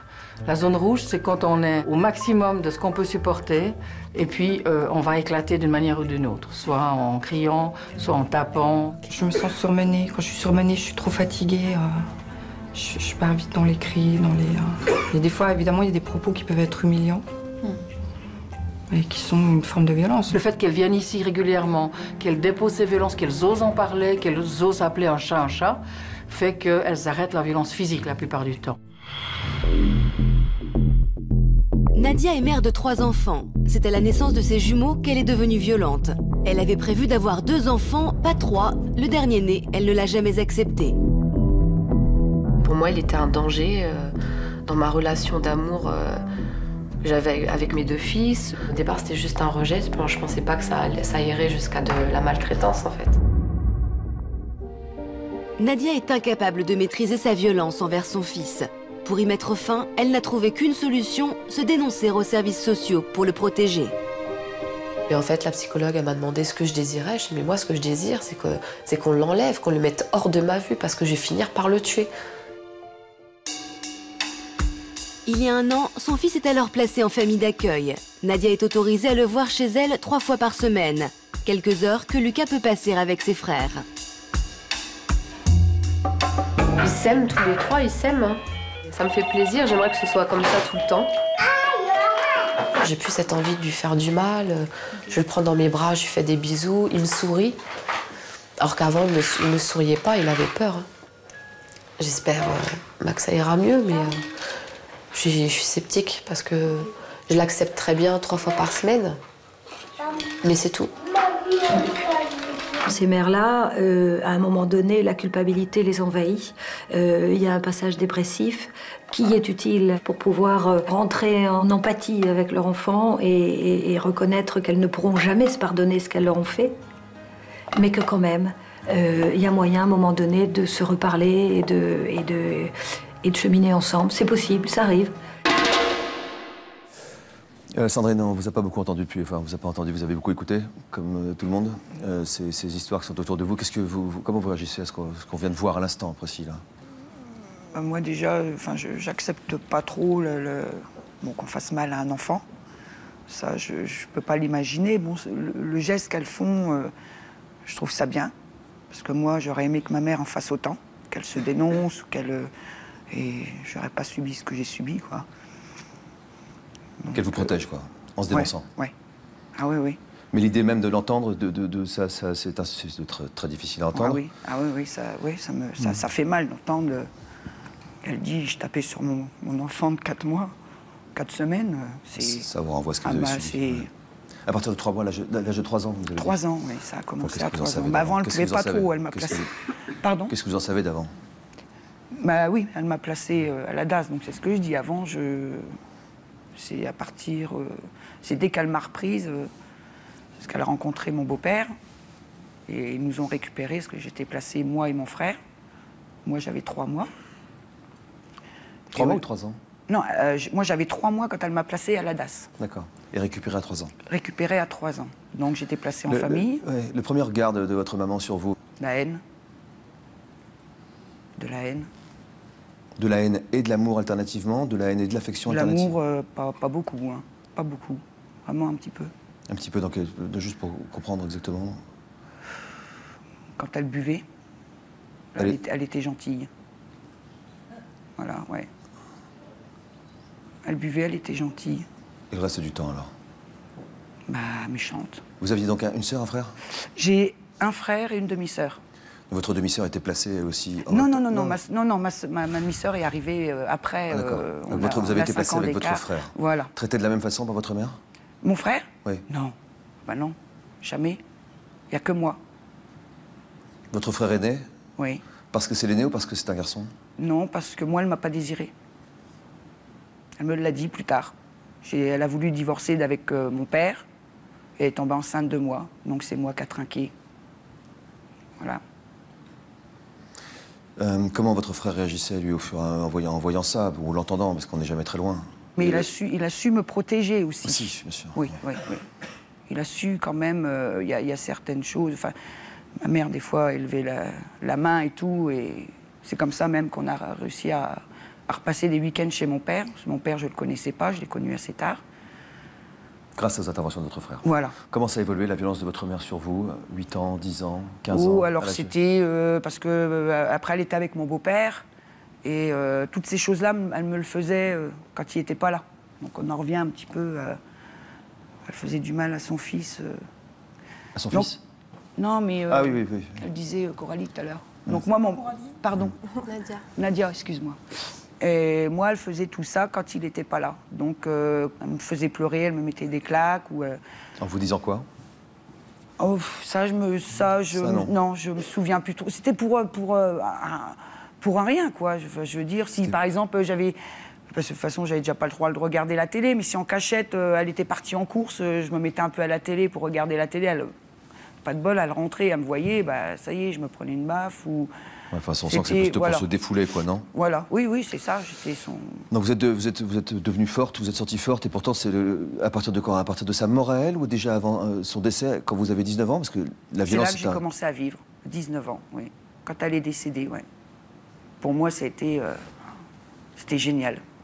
Au moins, j'allais être tranquille pour pouvoir faire ce que je pouvais faire, regarder la télé, faire tout ce que je voulais. Vous êtes devenue maman, Sandrine, ensuite. Oui. Un peu plus tard, vous avez 2 enfants aujourd'hui qui ont 18 et 10 ans. Est-ce qu'on peut devenir une mère spontanément aimante quand on n'a pas du tout été aimé? Ah oui. Oui. Ah oui. Vous avez réfléchi à la façon dont vous alliez être mère? Comment? Non. Vous vous êtes dit ça va bien se passer? Ah oui. C'était naturel chez Ah vous? oui. Ouais. Ah oui, oui. De toute façon, déjà, j'aurais jamais pu faire de mal à mes enfants, quoi. L'ayant vécu, c'est pour ça que je suis là, moi, plus pour ce soir. C'est pour dire que c'est pas forcément parce qu'on a été maltraité qu'on reproduit. Ça, c'est pas vrai. On peut s'en sortir. Et je m'en suis sortie toute seule. Toute seule. J'ai juste eu un souci quand ma fille a eu 3 ans. Mon fils en avait un peu plus, 7-8 ans de plus. J'avais l'impression d'aimer plus ma fille que mon fils. Ça me rongeait. Donc c'est pas la reproduction, c'est l'inverse de la reproduction dans le sentiment lointain, quoi. Voilà. Ça manifestait comment parce que là aussi, c'est un sujet tabou de se dire je ressens plus d'amour pour un enfant que pour l'autre. Il y a peu de personnes qui disent ça, il y en a beaucoup qui le ressentent, paraît-il. Je protégeais ma fille, enfin mon fils, je l'aimais pareil, mais j'avais le sentiment d'aimer plus ma fille. Donc je suis allée voir un psychologue. Je lui ai expliqué un petit peu ce que je vous explique. Et elle en a déduit qu'en fait, ma fille, j'avais l'impression, je l'aimais autant que mon fils, mais inconsciemment, je me revoyais. Ma fille avait 3 ans et je me revoyais à son âge. Donc, je voulais la protéger encore plus. Ça se comprend. Hein. Oui. Marion, parlons de votre histoire. Vous avez 5 ans lorsque votre mère s'en est pris à vous pour la première fois. Oui. Avant cela, vous avez l'impression d'avoir été aimée par votre maman? Non, parce qu'en fin de compte, j'étais en centre de rééducation ayant eu des problèmes de bassin. Donc éloignée? Éloignée. Pendant 3 ans de la maison. Et en fin de compte, je pense que ça a commencé à l'époque où je suis rentrée à la maison. Donc à l'âge de 5 ans, à partir de l'âge de 5 ans en fait. Ouais. Qu'est-ce qui s'est passé? Les premières images, les premières fois où c'est arrivé? Les premières fois, ça a été des paroles ou une chose que j'avais certainement pas fait, qu'elle aurait voulu que je fasse, alors que j'avais mes 2 sœurs devant moi. Et puis c'est les premiers coups, quoi. C'est les premiers coups de martinet, les claques. Les martinets, mais les coups de martinet à rester 15 jours, 3 semaines en pantalon parce que tellement marqué et personne ne le voyait. Ouais, tout le monde le savait, mais personne, comme on parlait tout à l'heure, tabou, oui, parce qu'en fin de compte, tout le monde le sait autour de soi, la famille, les voisins, tout le monde le sait, et personne ne fait rien. Votre maman était violente avec vous à partir de l'âge de 5 ans, avec vos sœurs aussi? Non. Jusqu'à quel âge elle était violente avec vous? Jusqu'à l'âge de 16 ans à peu près. Mais parce qu'après, quand c'était pas les coups, c'était verbal, hein, c'était les violences psychologiques, c'était les paroles qui des fois faisaient beaucoup plus mal que les coups. Plus mal que les trous? Ah oui. Des fois, ce que je me disais, mais je préférais prendre une claque ou des coups de martinet que de m'entendre me faire insulter que de moins que rien, que je ferais jamais rien de ma vie. Je voudrais savoir quels sont les mots qui vous ont fait le plus mal. Pour réussir à les identifier, ce sont des mots qui remettent en cause l'estime de soi, c'est quoi? Oui, que j'étais qu'une crâneuse. Crâneuse? Oui, alors ça fait plus mal que les coups, une crâneuse, je savais pas ce que c'était, puisque je faisais rien, soi-disant que je jouais les princesses, puisque en fin de compte, je m'apercevais quand même que certains voisins essayaient de me protéger. J'avais des voisins qui m'avaient carrément emmenée pendant 2 mois en vacances. Quand je leur avais posé la question, ils m'avaient dit « mais parce que tu en as besoin », alors que mon frère subissait les mêmes sévices. Hein. J'avais un petit frère. Ah d'accord, pas les 2 autres sœurs, mais votre petit frère. Voilà. Mais, d'accord, donc tout est en nuance, hein, souvent dans la vie. Hein. Quand on dit, ils n'entendent pas, ils n'agissent pas, Mais certains voisins réagissaient, mais en fin de compte, ça n'allait pas plus loin. On essayait, alors on me disait, bah oui, t'en as besoin, donc on t'éloigne de la maison. Crâneuse, ça vous a fait plus mal que des coups, ça? Bah, c'était crâneuse, c'était plus, j'étais qu'une moins que rien, que je ferais jamais rien de ma vie, que... On revient à votre histoire de mère cette fois. Donc, vous avez 5 ans quand votre mère porte la main sur vous, et je crois que vous avez exactement le même âge quand vous devenez violente. J'ai commencé à faire subir à ma fille les mêmes violences. Ça a peut-être été des mots. Ça, je n'ai pas vraiment. C'est vrai que j'avais vite fait de m'emporter parce que, avec mes problèmes de santé, malheureusement, j'étais pas bien. J'étais seule parce que j'étais toute seule avec ma fille. Et voilà. Et ce qui fait que ça a été très dur. Donc, c'est sûr que ça a été certainement les paroles et quelques claques, comme on dit. Alors, au début, on dit oh, c'est une claque. On se dit. On se dit à soi-même. Ça fait pas de mal. J'en ai pris. C'est vrai que quelque part, au début, on se dit ça se fait pas de mal. Et puis jusqu'au jour où ma fille était par terre et que là, c'est une image terrible. Oui. À 5 ans. Donc à 5 ans, vous avez vu votre fille différemment de la façon dont vous la voyez, comme si elle avait changé de visage, de regard? Oui, le regard. Une autre personne en face de vous? Oui, parce que peut-être plus en âge de comprendre, je sais pas. On ne sait pas ce qui se passe dans ces cas-là. Parce que moi, j'ai ma fille, je n'ai pas dit quand je l'ai désirée. Donc, et puis quand je l'ai voulu, pour moi, c'était pour ne pas reproduire ce que j'avais vécu. Quoi. Et là, à 5 ans, vous avez... Et là, ça a été le... Vous avez perdu les pédales, quoi, sans comprendre ce qui vous arrivait. Merci d'en parler comme ça, simplement. Vous voyez, il n'y a pas de fatalité de la répétition. Il faut le dire avec force. Mon collègue ami Boris Cyrulnik dit parfois que les psys ont une pensée un peu paresseuse. C'est-à-dire qu'on ne comprend pas, on dit c'est parce qu'on a été soi-même maltraité. Alors vous voyez que là, la variété des témoignages montre qu'il y a des causes qui ne sont pas toujours les mêmes. Parfois, il n'y a pas eu une greffe affective du 3e enfant. Ça paraît étonnant. J'ai vu les gens ont été scotchés un petit peu par cette femme qui ne pouvait pas aimer le 2e jumeau, un peu comme vous, mais au fond, c'était sa vérité. On peut être en échec avec son enfant. Un enfant, ça peut être irritant. Un enfant, on peut penser qu'il nous défie, même si c'est dans notre subjectivité. Et quelle que soit l'image qu'on a... On peut être débordé, on rêverait qu'il soit gentil, qu'il nous sourit, qu'il se calme, qu'il soit docile. Ça ne se passe pas comme ça, et certains humains sont en échec. Il faut qu'ils le disent, ça c'est l'élément fort, je crois, de ces témoignages. Il faut qu'ils demandent de l'aide, il faut qu'ils soient aidés par leurs proches ou des professionnels. Moi, je voudrais rajouter quelque chose. Je vous en prie. Je voudrais rajouter quelque chose. On ne naît pas de mère, on le devient. Et aussi, on ne sait pas quel enfant on va avoir quand il naît, mais on le découvre. Et on ne sait pas quel papa ou quelle maman on va devenir non plus, personne ne peut le prévoir. Et au fil du temps, il y a une relation qui se crée. Et des fois, ça peut être un peu irritant pour une mère. Et on ne se comprend pas forcément. Il y a énormément de questions qui sont soulevées à la naissance d'une mère. Richard, pendant toute votre enfance, vous avez été donc victime de la maltraitance de la part de votre mère, contrairement à votre frère aîné, qui n'avait même pas 1 an de différence avec vous. Et puis des années plus tard, alors que votre fille aînée, vous avez 3 enfants, alors que votre fille aînée n'avait qu'1 an et demi, donc toute petite, vous êtes devenu violent aussi. Alors je ne sais pas si vous allez réussir à pouvoir nous faire face à ce récit que vous avez envie de sortir de vous-même sans trop culpabiliser. Je crois qu'il faut dépasser la culpabilité. J'avais tellement de violence en moi et de haine à travers ce que j'avais subi que j'ai eu la trouille de reproduire sur mes enfants ce qu'on m'avait fait subir. Le premier geste violent, c'était la suite d'une succession de pulsions ou c'est arrivé d'un coup d'un seul, comme ça vous a surpris? D'un coup, parce qu'on en a parlé tout à l'heure, et j'allais poser une question. On parle, c'est vous, Jean-Luc, tout à l'heure, qui avez dit ce sentiment d'amour à la naissance de l'enfant. On peut aimer un enfant à sa naissance et le détester 6 mois après. On ne sait pas les circonstances de la vie. Moi, je sais que mes filles, je les ai aimées. C'est moi qui les ai mis au monde. C'est moi qui les ai sorties. Je me souviens, Vanessa, l'aînée, j'étais nu dans la pièce. Je l'ai pris contre moi. Voilà, je les ai aimées. Je voulais une famille. Et puis, elle avait 3 ans. Elle n'avait pas 1 an et demi, elle avait 3 ans. Peggy, la plus jeune, avait 6 mois. J'ai frappé Vanessa pour une bêtise insignifiante. C'est là que j'ai compris que j'étais habité par ça et qu'il y avait un risque pour elle. J'ai pas voulu courir. Jusque-là, vous ne pensiez pas que c'était possible? Non. Non, parce que je n'avais pas été confronté à ça. Après ce premier coup, vous êtes parti en vous disant, je ne veux pas faire de... Comment vous avez dit expliquer ça à la maman? Vous n'avez pas pu. Je ne l'ai pas expliqué, je l'ai expliqué 20 ans plus tard. Elle a compris parce que c'était une femme intelligente et elle a été extraordinaire. Quand j'ai revu mes enfants, quand je les ai recherchés, je leur ai dit d'emblée, je ne suis venu ni m'excuser, ni vous demander pardon, parce que ce que je vous ai fait n'est ni excusable, ni pardonnable. Je viens simplement vous raconter ce qui s'est passé. Après, vous jugerez, et notre relation sera ce que vous en ferez. Alors, j'ai aimé mes enfants. Je les ai perdus parce qu'il se trouve que mes filles ont décidé de couper les ponts avec moi. Et aujourd'hui, je... C'est ça qui vous met en vrac aujourd'hui. Ouais. Votre frère disait que vous l'aviez pas digéré, le fait que c'est lui qui est pris et pas vous. Qu'est-ce que vous compreniez de tout ça pendant l'enfance?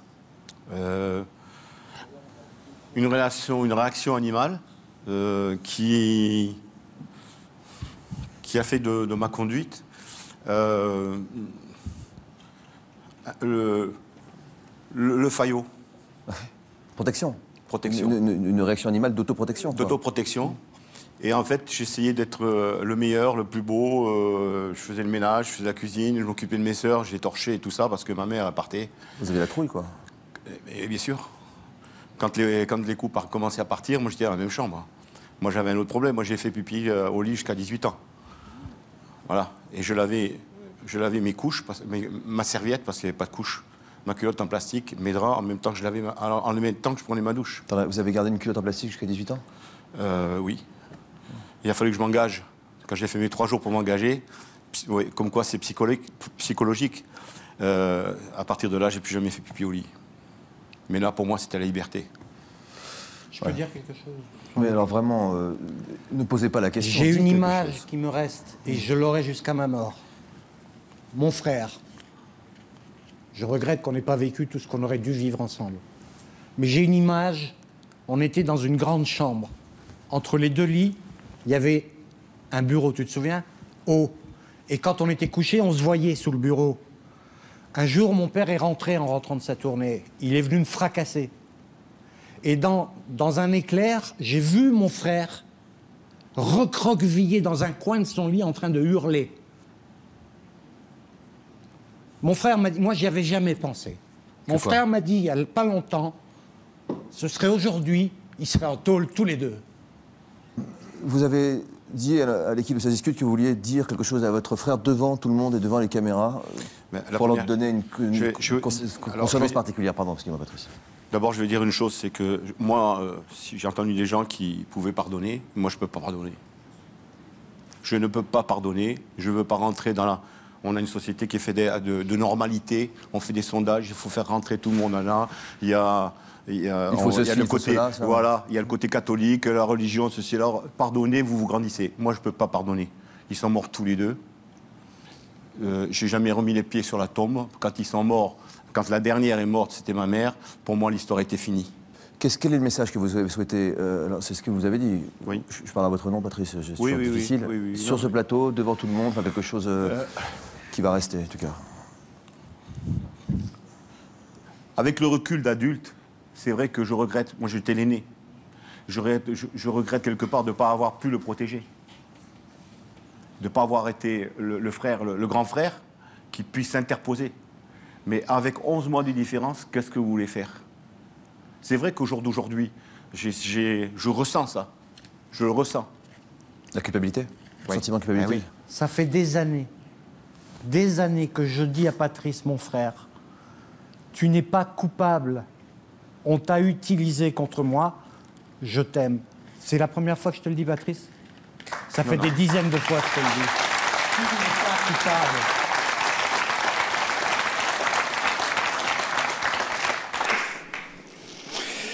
Regardez ce reportage qui concerne l'histoire de Marion qui est avec nous, parce que vous nous avez invités donc, à essayer de comprendre et puis pareil, à partager votre histoire. C'est moi, maman. Coucou ma chérie, ta journée s'est bien passée? Oui. Ça va? T'as bien travaillé? Oui.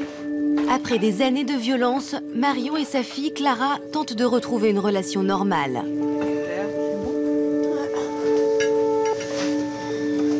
Tu veux que je te serve? Oui, vas-y. Allez.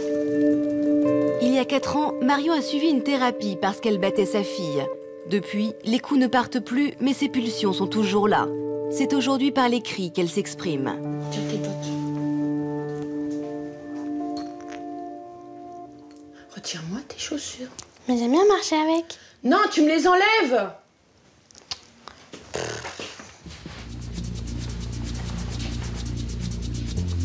Eh, c'est quoi ce bazar, là?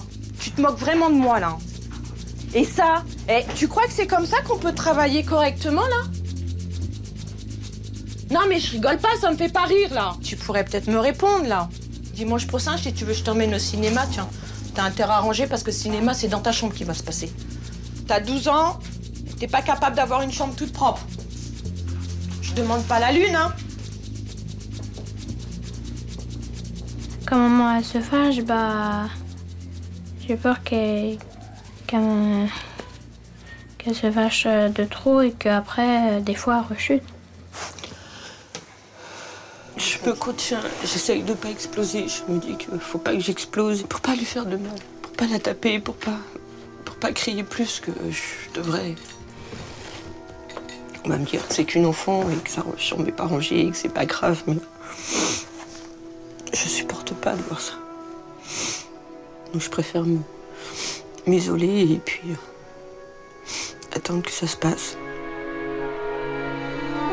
Elle va s'isoler et moi je reste dans ma chambre. Enfin, ça y est, comme ça, elle peut pleurer et ça l'évacue, quoi.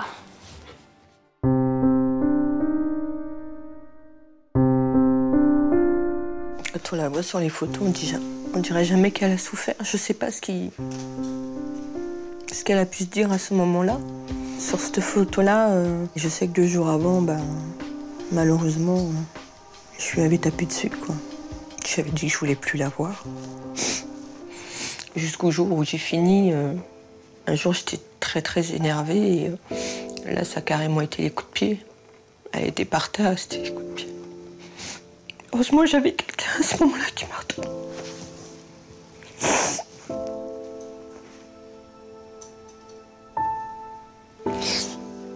Et le lendemain je suis allée voir mon médecin, je lui ai dit c'est pas possible, je peux pas faire ça ma fille.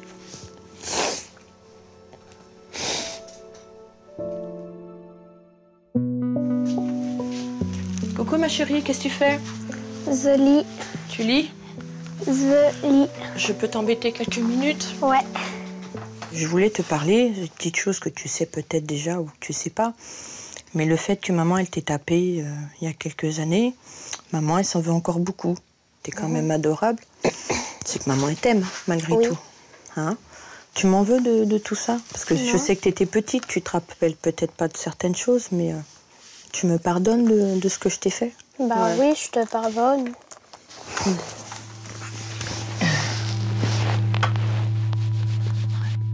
Maman, elle t'aime. Moi aussi.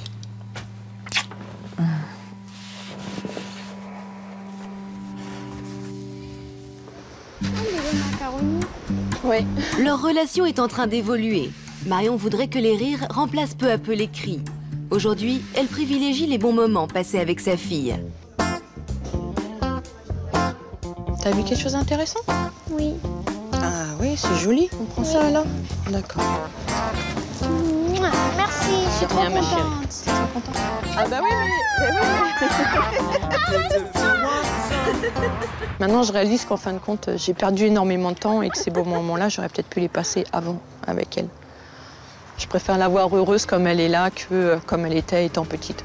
Maintenant, je crois que la vie a plein de dents, on en profite un maximum et après, le reste, la vie va comme elle va, quoi.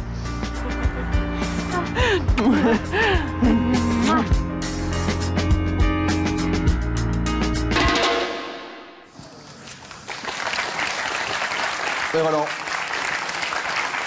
comment vous réagissez à ce reportage? Vous dites qu'on montre la variété des choses. Mais tant mieux que la vie soit montrée telle qu'elle est, c'est-à-dire en nuances. J'insiste beaucoup là-dessus. Ce que j'ai envie de dire de ce reportage, bon, finalement, on l'a vu quand même, les situations ne sont pas équivalentes. Parfois, la violence est tellement forte, tellement intense. Enfin, tous les parents maltraitants ne sont pas équivalents. Parfois, on peut ne pas pardonner, mais je réagis sur le reportage parce que je crois qu'il y a quelque chose de fort, de l'espoir.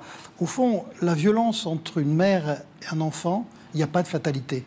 finalement, ce reportage, vous lui avez parlé, et vous voyez que finalement, en lui expliquant, en nommant un petit peu la violence que vous avez eue dans le passé, vous avez vu la spontanéité avec laquelle elle est aujourd'hui avec vous. Donc ce reportage, pour moi, illustre que malgré un passé de violence entre mère et fille, aujourd'hui, cette petite fille ne vous en veut pas. On voit spontanément, elle vient vous faire une bise. Donc là, effectivement, vous avez retissé du lien dans une relation tout à fait normale aujourd'hui entre mère et fille, même si de temps en temps vous pouvez être un petit peu vive, ce qui n'est pas un drame. Au début du reportage, finalement. on l'a vu, on l'a entendu. J'ai toujours peur de rechuter, j'ai toujours peur que j'arrive pas à reprendre le dessus, parce que bon, quand c'est comme ça, j'essaye de m'isoler ou je l'envoie dans sa chambre. C'est comment quand vous avez l'impression de... Quand je sens que ça commence, comme on dit, la mayonnaise, elle monte.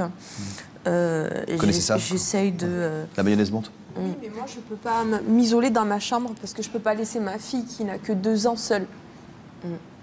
Mais non, les mamans qui ont élevé seuls leur enfant savent exactement ce que vous dites. Mais j'essaye de m'isoler, et c'est vrai que même quand je me suis fait hospitaliser, bon, elle savait pourquoi. Alors que certaines personnes pensaient que c'était juste une simple dépression à cause de mes problèmes de santé. Elle savait que c'était pour essayer de devenir une maman. Alors dans ce cas-là, elle peut que vous aimer, parce que vous avez fait ça pour la protéger, elle. Ouais, ce qui explique aussi qu'elle... Voilà. C'est bien, il faut toujours expliquer aux enfants. Oui, mais c'est que maintenant, moi, je me dis, est-ce qu'elle ne va pas reproduire plus tard? Doucement. Je pense pas que ta fille elle reproduira, dans le sens où tu as dit qu'elle était victime. Quand on reproduit, c'est parce qu'on ne sait pas, à mon avis, hein, on ne sait pas qu'on a été victime. On ne sait pas ce qu'on a eu.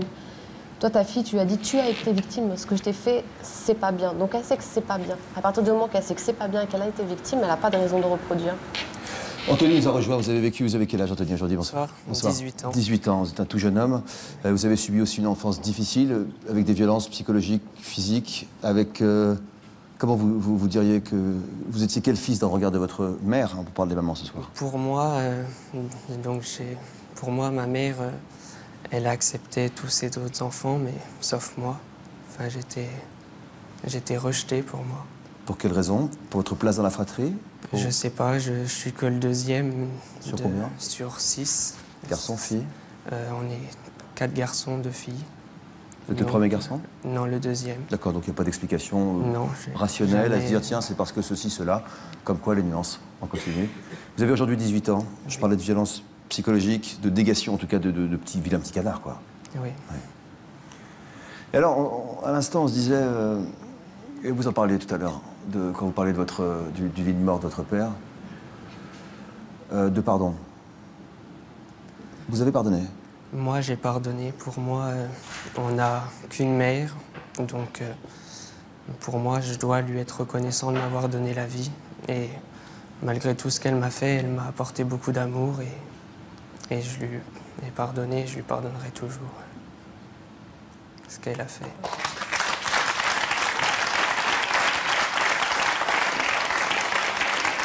Alors, il y a des invités qui applaudissent, le public aussi, puis il y a des invités qui n'applaudissent pas. Sophia. Moi, je peux pas pardonner. Je pardonne pas, moi. Membre de votre Moi, je pardonne famille pas, moi. qui se mettait avec votre mère pour vous placer dans cette situation de vilain petit canard. Non, mes frères et sœurs, je me suis toujours très bien entendu avec eux. C'était qu'avec ma mère qu'il y a eu des problèmes. Et vous ne savez pas pourquoi? Non, en fait, quand ma mère était enceinte, mes parents étaient dans une très mauvaise situation. Ma mère a voulu se faire avorter, donc c'était trop tard. Donc, de vous? Oui. Enfin, de l'enfant que vous allez devenir, pas voilà. de vous. Ouais. Et je ne sais pas si c'est ça qui a fait le rejet, mais... C'est l'explication que vous trouvez aujourd'hui. Pourquoi vous ne voulez pas accepter le pardon? Je pardonne pas à ma mère. Je pardonne pas à ma mère. Sophia? Non. Ah si, moi je suis très contente pour lui. Hein. Il va se reconstruire, c'est très bien. Il faut qu'il pardonne à sa mère. D'ailleurs, moi je pensais qu'il n'avait pas d'explication, mais il en a quand même trouvé une. Vous êtes Sophia qu'on ne peut pas se construire si on n'a pas pardonné, c'est ça que vous êtes en train de dire? Ah oui. Moi, c'est pas pareil. Je suis allée à son enterrement par obligation. J'ai jamais remis un pied sur sa tombe. Par obligation? Je peux y aller, mais non. J'ai jamais remis un pied. On va pas lui reprocher d'avoir pardonné à sa mère non plus. Comment? Je dis, on va pas lui reprocher d'avoir pardonné à sa mère. Je trouve ça merveilleux qu'il ait pardonné à sa mère. Moi, vous lui reprochez? J'ai pardonné. Je reproche pas tout à son honneur, hein, sincèrement. Moi, si mon fils pouvait me pardonner comme il a pardonné à sa mère, je serais... On a, Je serais les gens, heureuse, quoi. on a le droit de pas penser pareil. Enfin, je veux dire, je Ah parle pas oui, de moi, mais tout je à parle de fait. l'invité. Ça dépend aussi ça dépend aussi de... On n'approche pas, mais comme il parle, bon... elle parle pas de lui, en fait, chacun parle de son histoire, en fait, indirectement. Oui, voilà, je veux dire, c'est aussi par rapport aux maltraitances qu'on a subies. Je veux dire, bon, ta mère, elle t'a pas brûlé elle a pas voulu te brûler la main, elle t'a pas... Voilà, Vous donc... ne connaissez pas le détail de l'histoire. Non, mais je veux dire... Parlons pas de ce qu'on connaît Après, pas. on Ça a été loin dans les pardonne violences pas suivant... Bah oui, à 6 ans, j'ai dû être hospitalisé d'urgence. J'avais été frappé à coup de balai. Vous êtes parti à quelle heure, à quel âge de chez vous? Je suis parti à 6 ans, donc après mon hospitalisation. Vous avez été mis dans une autre famille? Au début en foyer. Ouais, vous n'êtes pas parti, on vous a aidé à partir à 6 ans. Hein? Oui. Ouais. Qui? En foyer. C'est les services sociaux qui m'ont placé en foyer. Après, j'ai fait 2 autres familles d'accueil consécutives. Et j'ai commencé à trouver un équilibre à 10 ans, quand j'ai été dans une autre famille d'accueil auquel je suis resté 5 ans. Et chez qui maintenant je suis retourné habiter depuis juillet. Mais de 15 à 18 ans, ça s'est bien passé avec votre mère? Oui, ça s'est bien passé. Il y a eu quelques disputes. C'est vrai que les disputes étaient assez violentes parce que ma mère est très impulsive. Moi, je suis très impulsif aussi. Bah, vous n'avez pas l'air jeune homme. Mais sinon, ça s'est relativement bien passé. Entre elle et vous particulièrement, plus qu'avec les autres, parce que vous reparlez du passé? Non, ni avec personne, ni avec ma mère, ni avec quelqu'un d'autre, je n'ai jamais parlé. Du passé. Votre maman sait que vous êtes là à tel point que... Alors, écoutez, c'est la vie qui est comme ça. Derrière vous, si j'ai bien compris, elle a choisi ce matin de vous accompagner, madame, c'est ça? Bonsoir. Bonsoir, madame. Aline. Votre fils vous a appelé, quand? Pour vous dire qu'il venait à ses excuses? Il y a quelques jours. Quelques jours. Pour raconter ce qu'il avait vécu et aussi pour dire qu'il avait pardonné. Mais il m'a téléphoné pour me dire qu'il faisait une émission sur les enfants qui avaient pardonné à leur mère. Oui. Il m'a demandé si je voulais l'accompagner. Donc j'y ai réfléchi. C'est pas exactement l'émission qu'on est en train de faire aujourd'hui, hein? Non. Pourquoi vous avez dit ça? Non, j'ai pas tout à fait eu le courage de lui dire clairement. Après, honnêtement, je me doutais bien que c'était quelque chose comme ça aussi. Mais j'ai décidé, je savais pas, j'avais peur. Est-ce que je devais venir ou pas venir? Est-ce que je devais l'accompagner, pas rentrer dans les studios? Puis en fin de compte, si je suis rentrée, et j'ai même voulu être sur le plateau. Pourquoi? Pour Anthony. C'est-à-dire?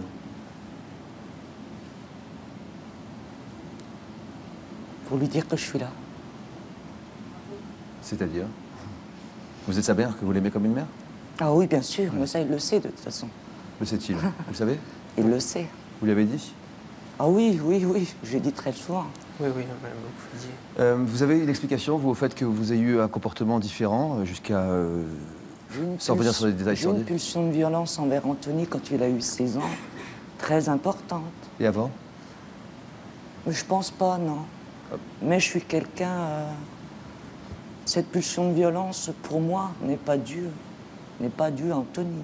Anthony n'a rien fait pour ça. Important ce que vous dites là. Hein? Il n'a rien fait pour ça. Ça fait plaisir à entendre. Parce Il n'a rien fait qu'on doute quand on n'a pas été un enfant aimé. Hein? Vous dites ça? Non, c'est que je... Bravo. À la maman? Ah oui. De le reconnaître aujourd'hui, c'est pas facile. Oui. Eh bien, il s'en passe des choses. Merci d'être avec nous également ce soir. Je vais donner la parole à Sandrine, à vous, Sandrine. Vous ne pardonnez pas. Chacun fait ce qu'il veut. Il n'y a pas à dire c'est bien, c'est mal, ceci, cela. Chacun fait ce qu'il peut, surtout. Sandrine, vous avez pu vous expliquer avec votre mère? Non. Jusqu'à l'âge de 19 ans, vous avez subi sa violence sans pouvoir vous en protéger? À 16 ans, elle m'a mise dehors. Donc, je suis allée chez mon père.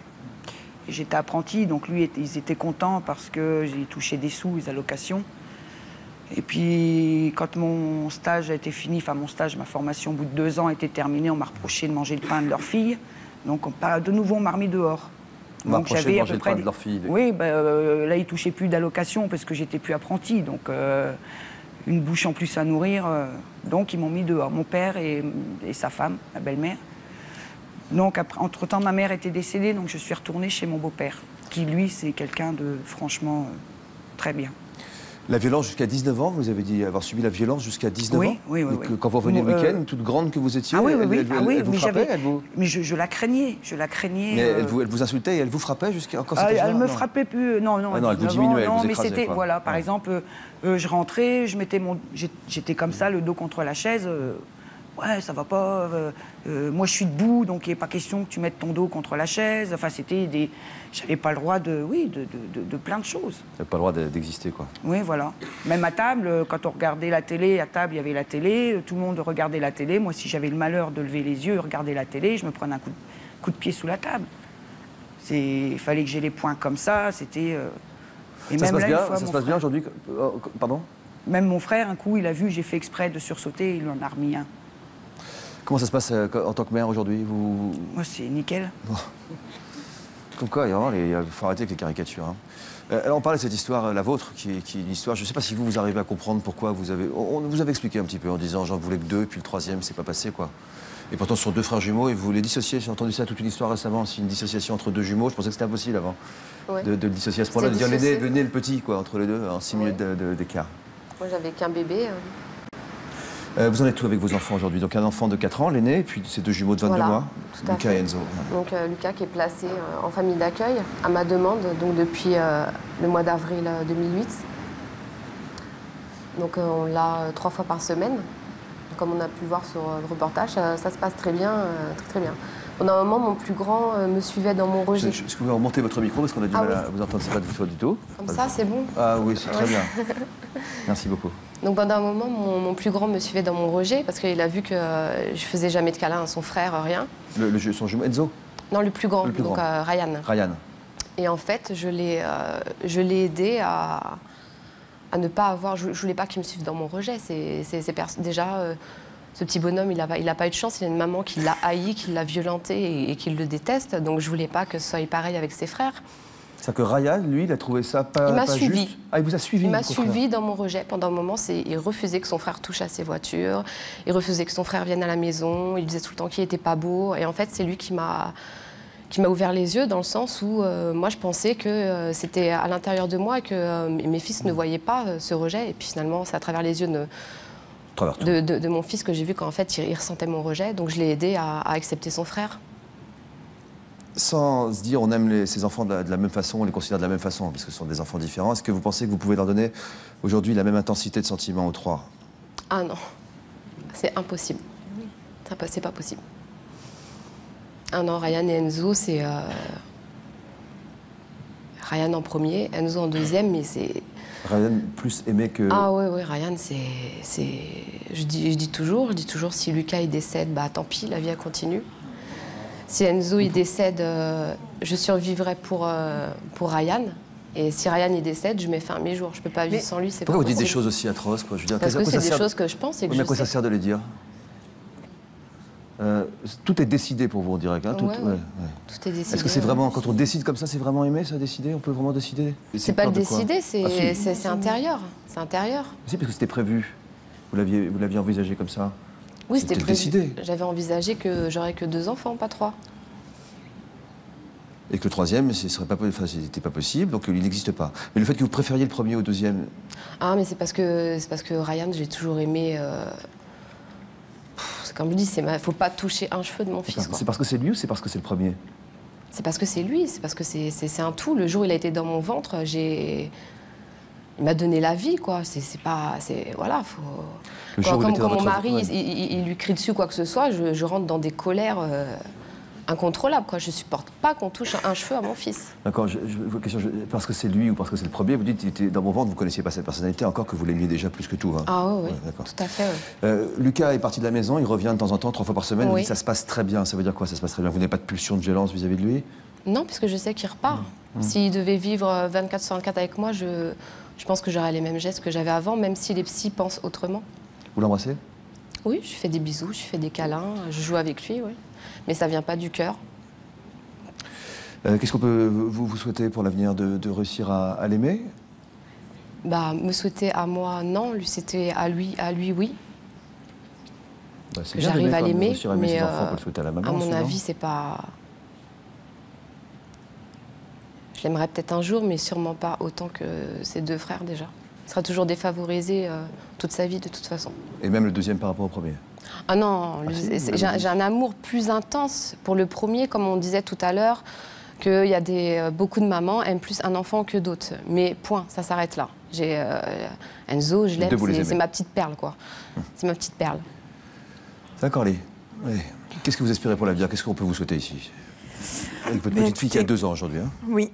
Écoutez, je souhaite de trouver le bonheur avec ma fille, d'apprécier des moments de plaisir dans le jeu, puisqu'actuellement c'est difficile pour moi de jouer avec ma fille, puisque je suis plus dans un rôle éducatif, on va dire, et que je puisse la récupérer rapidement, et aussi que lorsque je la récupère, je ne retombe pas dans ce dont je me trouve actuellement.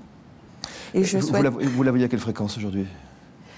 En fait, justement, hier, j'ai eu un entretien avec mon assistante sociale et on a vu ensemble un peu les jours où je ce sera possible de rencontre. Mais vous ne l'avez pas vue depuis combien de temps?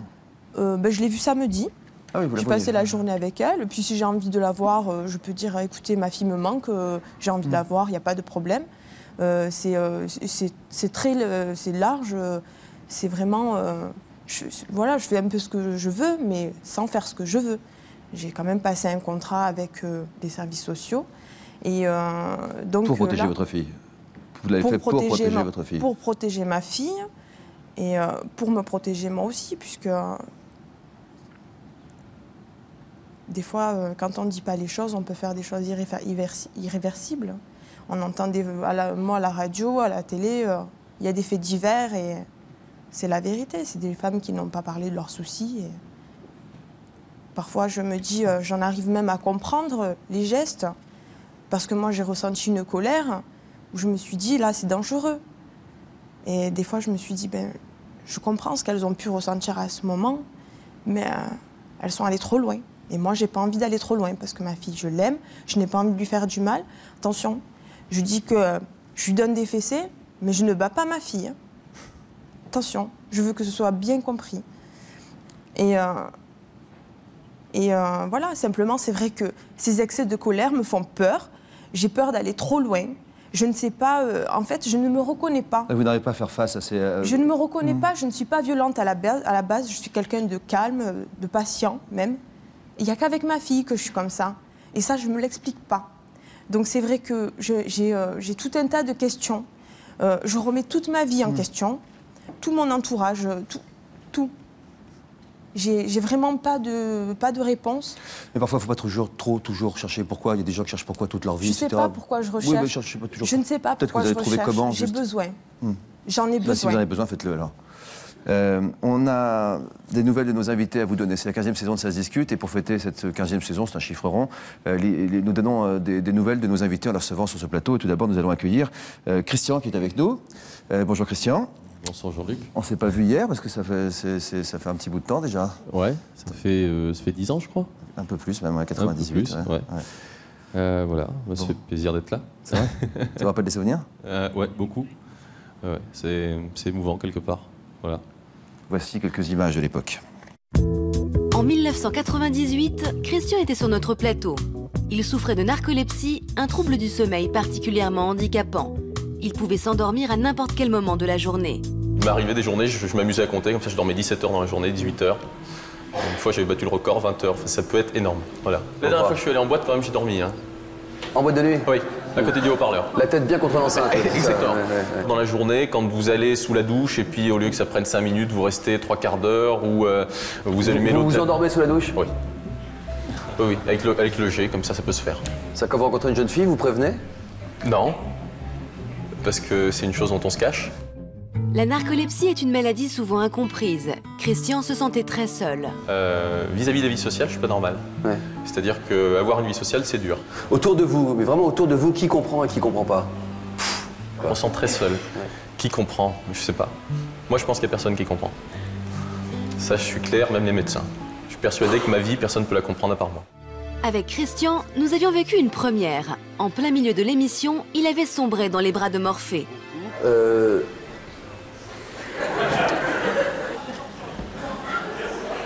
Ça peut durer 1 minute, ça peut durer 2 heures.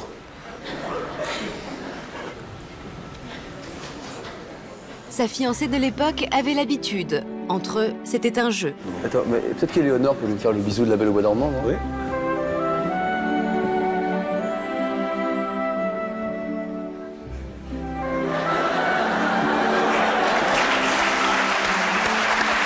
souvenez d'où vous êtes? C'est pas marrant. C'est pas marrant. Vous vous souvenez d'où vous êtes? Ouais, bah, je vois, c'est marqué derrière. C'est un bon moment, hein. Ouais. Puis on s'est prolongé le plaisir d'ailleurs, puisque vous étiez venu faire un stage à Réservoir ensuite. Tout le monde se souvient très bien de vous. Sophie, notre assistante réelle, fait ah oui, monsieur. Donc vous avez coupé vos cheveux, c'est ça que vous êtes venu dire aujourd'hui. Ouais. Non, vous êtes venu nous dire qu'en fait c'était difficile de faire comprendre cette maladie, parce qu'elle est peu connue, depuis un peu plus. Il y a même un film qui a été fait sur ce sujet. Ouais. Tout à fait. Vous pourriez vous endormir encore aujourd'hui? Que vous en êtes où? Bah écoutez, la preuve c'est que je suis là depuis le début de l'émission et que je suis toujours réveillé. Hein, c'est pas toujours facile, mais la fatigue comme tout le monde. Mais j'ai l'impression vraiment que ces images que j'ai vues et qui font toujours sourire, c'est du passé. Hein. Aujourd'hui, j'ai l'impression d'avoir reconstruit une vie, de la reconstruire petit à petit. Je dirais que ça fait maintenant un an et demi que j'ai une vie différente, où je recommence à avoir une vie sociale. Ah, c'est assez récent alors. Ah oui, c'est très récent. J'ai même arrêté, j'avais une activité professionnelle, j'étais psychothérapeute. Ah bon? Quel chemin? Voilà, que j'ai arrêté. Pourquoi? Et puis, disons que c'était très dur de soutenir le rythme. Donc j'avais la chance de travailler en libéral, donc pour moi-même, et de recevoir des gens. Et il m'arrivait de m'endormir face à mes patients. Alors, oui, je sais, mais... Non, j'imaginais, oui, c'est ça. Ça dépend où... ça fait sourire, oui, ça m'étonne. Ça dépend où ils en sont dans l'histoire à ce moment-là, mais sinon ça doit faire bizarre, ouais. Ça vous est déjà arrivé? Ça m'est déjà arrivé, si je suis honnête, ça m'est déjà arrivé. Ah, bah ça, j'adore votre sincérité. Ouais. Rassurant. Ils s'en sont aperçus? Un ou deux, oui, mais je m'endormais pas quand même. Je vais pas dire que je m'endormais tout le temps. Non, ça vous est arrivé, comme ça peut arriver à chacun. Ouais. Voilà. Et alors, il y a eu un moment de solitude pour vous, j'imagine, ça c'est sûr? Une fois, j'ai dit, j'ai fait un rêve vous concernant. Enfin, mais j'étais jeune, donc je voulais justifier. Je me sentais un peu coupable de m'être endormi. Ouais. Et donc j'ai mis ça dans le processus thérapeutique, mais je crois que c'est un peu artificiel maintenant. Alors, l'avantage avec mes patients, ce qui me rassurait, c'est que parfois je repassais donc en best-of chez vous ou au zapping, des choses comme ça, et puis les gens me disaient « C'est pas vous que j'ai vu à la télé, vous dormiez. » Si, c'est moi. Et alors, je pouvais expliquer aux gens que je recevais que si j'avais quelques soucis avec eux parfois, c'était dû à ça. C'était pas parce que je m'endormais comme un psy, parce que moi, en plus, les gens, je les recevais face à face et pas allongés sur un divan. Donc, difficulté de s'endormir, mais parfois l'impossibilité, comme ça arrivait dans l'émission. À l'époque, difficulté de s'endormir ou difficulté de résister à s'endormir? Difficulté de résister. Oui. Oui, je me suis mal expliqué. Et voilà, comme à l'époque, il y a des gens, après votre émission, hein, qui, une fois de plus, l'avantage de votre émission, et on l'a vu avec ce soir les invités derrière, c'est que ça permet de faire connaître des problèmes qui sont méconnus, mal expliqués, et ça permet de les démocratiser. À l'époque, il y a des gens qui m'ont dit « mais t'as fait semblant de t'endormir, etc. » J'ai dit « absolument pas. » J'ai dit « c'est un, réel, et deux, malheureusement, j'en souffre. » Voilà. Donc, l'avantage, grâce aux émissions, c'est de faire connaître des maladies comme ça, et il y a eu le film, donc maintenant c'est une maladie qui est un peu mieux connue. Je suis content de retrouver aussi Christian, qui visiblement est bien entouré aujourd'hui. Vous connaissiez cette femme avant de venir sur ce plateau? Frédéric, pardon. Vous connaissiez cette femme avant de venir comme vous l'avez... Voilà, d'accord, très bien. Alors Frédéric, bienvenue, parce que vous étiez venu sur un sujet, non, c'est pour ça que je me suis permis de parler de ça. C'est parce que vous étiez venu sur un sujet qui s'appelait Pourquoi les célibataires dérangent-ils? En fait, j'étais célibataire pendant quelques temps. Et puis, avec une bande de copains-copines, on faisait des chats sur Internet et on organisait des soirées. Personne de la trentaine, sympa.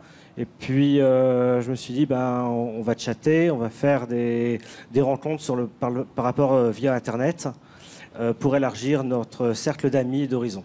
D'accord. Et le sujet, c'était pourquoi les célibataires dérangent-ils? C'est parce que, effectivement, vous vous réunissez entre célibataires, parce que c'est plus difficile que de le faire avec d'autres couples, pour des raisons que tout le monde connaît. De rencontrer l'âme sœur, surtout. Et de rencontrer l'âme sœur encore plus, quand il n'y a que des couples, voilà. Sinon ça peut être embêtant. Alors, voilà. Regardez ces images qui datent de 2005. Donc Frédéric était célibataire et il vient aujourd'hui nous donner des nouvelles sur ce plateau. À tout de suite. En mars 2005, Frédéric était toujours célibataire. Il avait 34 ans. Avant, je m'amusais un petit peu, et puis c'est vrai que par moments, c'était des rencontres faciles, mais là, en fait, j'ai pour le but de rencontrer la femme de ma vie. Pour Frédéric, l'amour, c'était du sérieux. Une activité qui nécessitait beaucoup d'organisation. Comment vous y prenez? En fait, je suis assez méthodique, je fais des fiches. Alors, je regarde en premier, en fait, d'abord l'âge. Je préfère sélectionner les filles qui ont entre 25 et 35 ans. Là, par exemple, elle a mis 1m68, elle est mince. Bon, j'ai mis très bien. Hein. Ça, c'est vraiment mon coup de cœur. Hein. Alors, là, je vois par exemple pulpeuse. Alors, à voir. Les filles, généralement, quand ils mettent pulpeuse, bon, ben, elles ont des fois des rondeurs. Elle est recalée. En soirée, il ne reculait devant rien pour arriver à son but, multiplier les rendez-vous. Oui, bonjour Bonnie. Bonjour Anne. Alors, comment vas-tu? Je vais très bien. Très bien. Je suis l'homme qu'il te faut, si tu veux. Batman est bien sûr de lui quand même. Tu m'étonnes. Alors, je te donne mon numéro de téléphone. Donc, tu vois, t'as mon nom, mon prénom, voilà, t'as la ville. On s'embrasse. À bientôt. Tu m'appelles. Vous avez eu des rappels après la soirée? J'ai eu quelques rappels, ouais. Depuis le début de la semaine, tous les soirs, je suis de sortie. Et puis, bon, petit resto sympa. Frédéric avait fini par nous avouer être lassé de sa vie de célibataire. Il aspirait secrètement à une vie de couple bien rangée. Il y a l'amour qui manque et c'est vrai que rencontrer quelqu'un, ça c'est pour moi c'est important. Mais c'est vrai que je continue toujours à chercher. Voilà Frédéric. Alors quelques temps après, je suis sorti avec ma femme, 2 mois après l'émission. Elle a vu l'émission. Et puis, bon, elle m'a dit ce qu'elle en pensait. Alors, vous en pensiez quoi? C'était assez amusant, en fait. Bon, je l'avais rencontré une première fois dans un cercle d'amis, 2 mois à peu près avant l'émission. Donc, je savais qu'il y passait parce que, bien sûr, il l'avait fait connaître à tout son cercle de connaissances proches et plus élargis. Je m'étais assez amusée à la regarder. Et puis, chemin faisant, 2-3 mois après, nous sommes sortis ensemble. Et l'année suivante, nous nous sommes mariés. Alors, on s'est mariés 1 année après.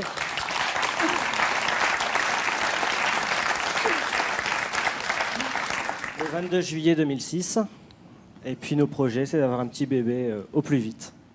Un petit baiser? Un petit bébé. Un petit baiser, tant qu'à faire aussi. Donc, vous êtes en train de nous dire, passer à sa discute, vous trouverez une femme, c'est ça? Ça marche, hein. Bon, tant mieux de vous être mieux fait comprendre au fond de vous et de vous d'avoir fait comprendre par une personne, c'est le plus important dans la vie. Tout à fait. Alors Irène, vous avez toute la parole que vous voulez pour nous dire ce que vous avez ressenti. Donc vous êtes une militante, vous aussi, ce que j'ignorais, de cette cause, notamment de détecter ceux qui sont des bourreaux et la différence que vous disiez faire au début de l'émission, c'est intéressant je trouve. C'est que le bourreau, il ne cherche jamais à se dénoncer spontanément, il ne cherche jamais à se guérir spontanément. Oui, je crois que ce qui est très important, c'est la prise de conscience. Telle que je l'ai étudiée, encore une fois, à travers le problème de cette maltraitance majeure qu'est l'esclavage et le racisme, à travers l'histoire que j'ai étudiée dans les naufragés de l'île Tromelin, ce que j'ai remarqué, vient de sortir, chez Michel Lafon. Ce que j'ai remarqué, c'est que à partir du moment où il y a prise de conscience, l'autre existe. Et la fraternité existe entre, par exemple, les Blancs et les Noirs, comme je l'ai montré dans ce livre, mais aussi entre la mère et l'enfant, les mères qui se sont exprimées aujourd'hui, ce soir, reconnaissent leur enfant, finalement. Et ils ne disent pas qu'il n'existe pas, puisqu'elles ne disent pas qu'il n'existe pas. Et ce qui m'a frappée, c'est que dans notre société, il y a l'exigence de perfection pour les mères. Et c'est particulièrement difficile avec le jeune enfant, parce que le jeune enfant, il a un langage qu'on ne comprend pas toujours quand on est une mère et une jeune mère. Il ne verbalise pas déjà. Ouais. Voilà, il y a les cris. On est souvent très angoissé devant les cris de l'enfant parce qu'on ne sait pas ce qu'il exprime.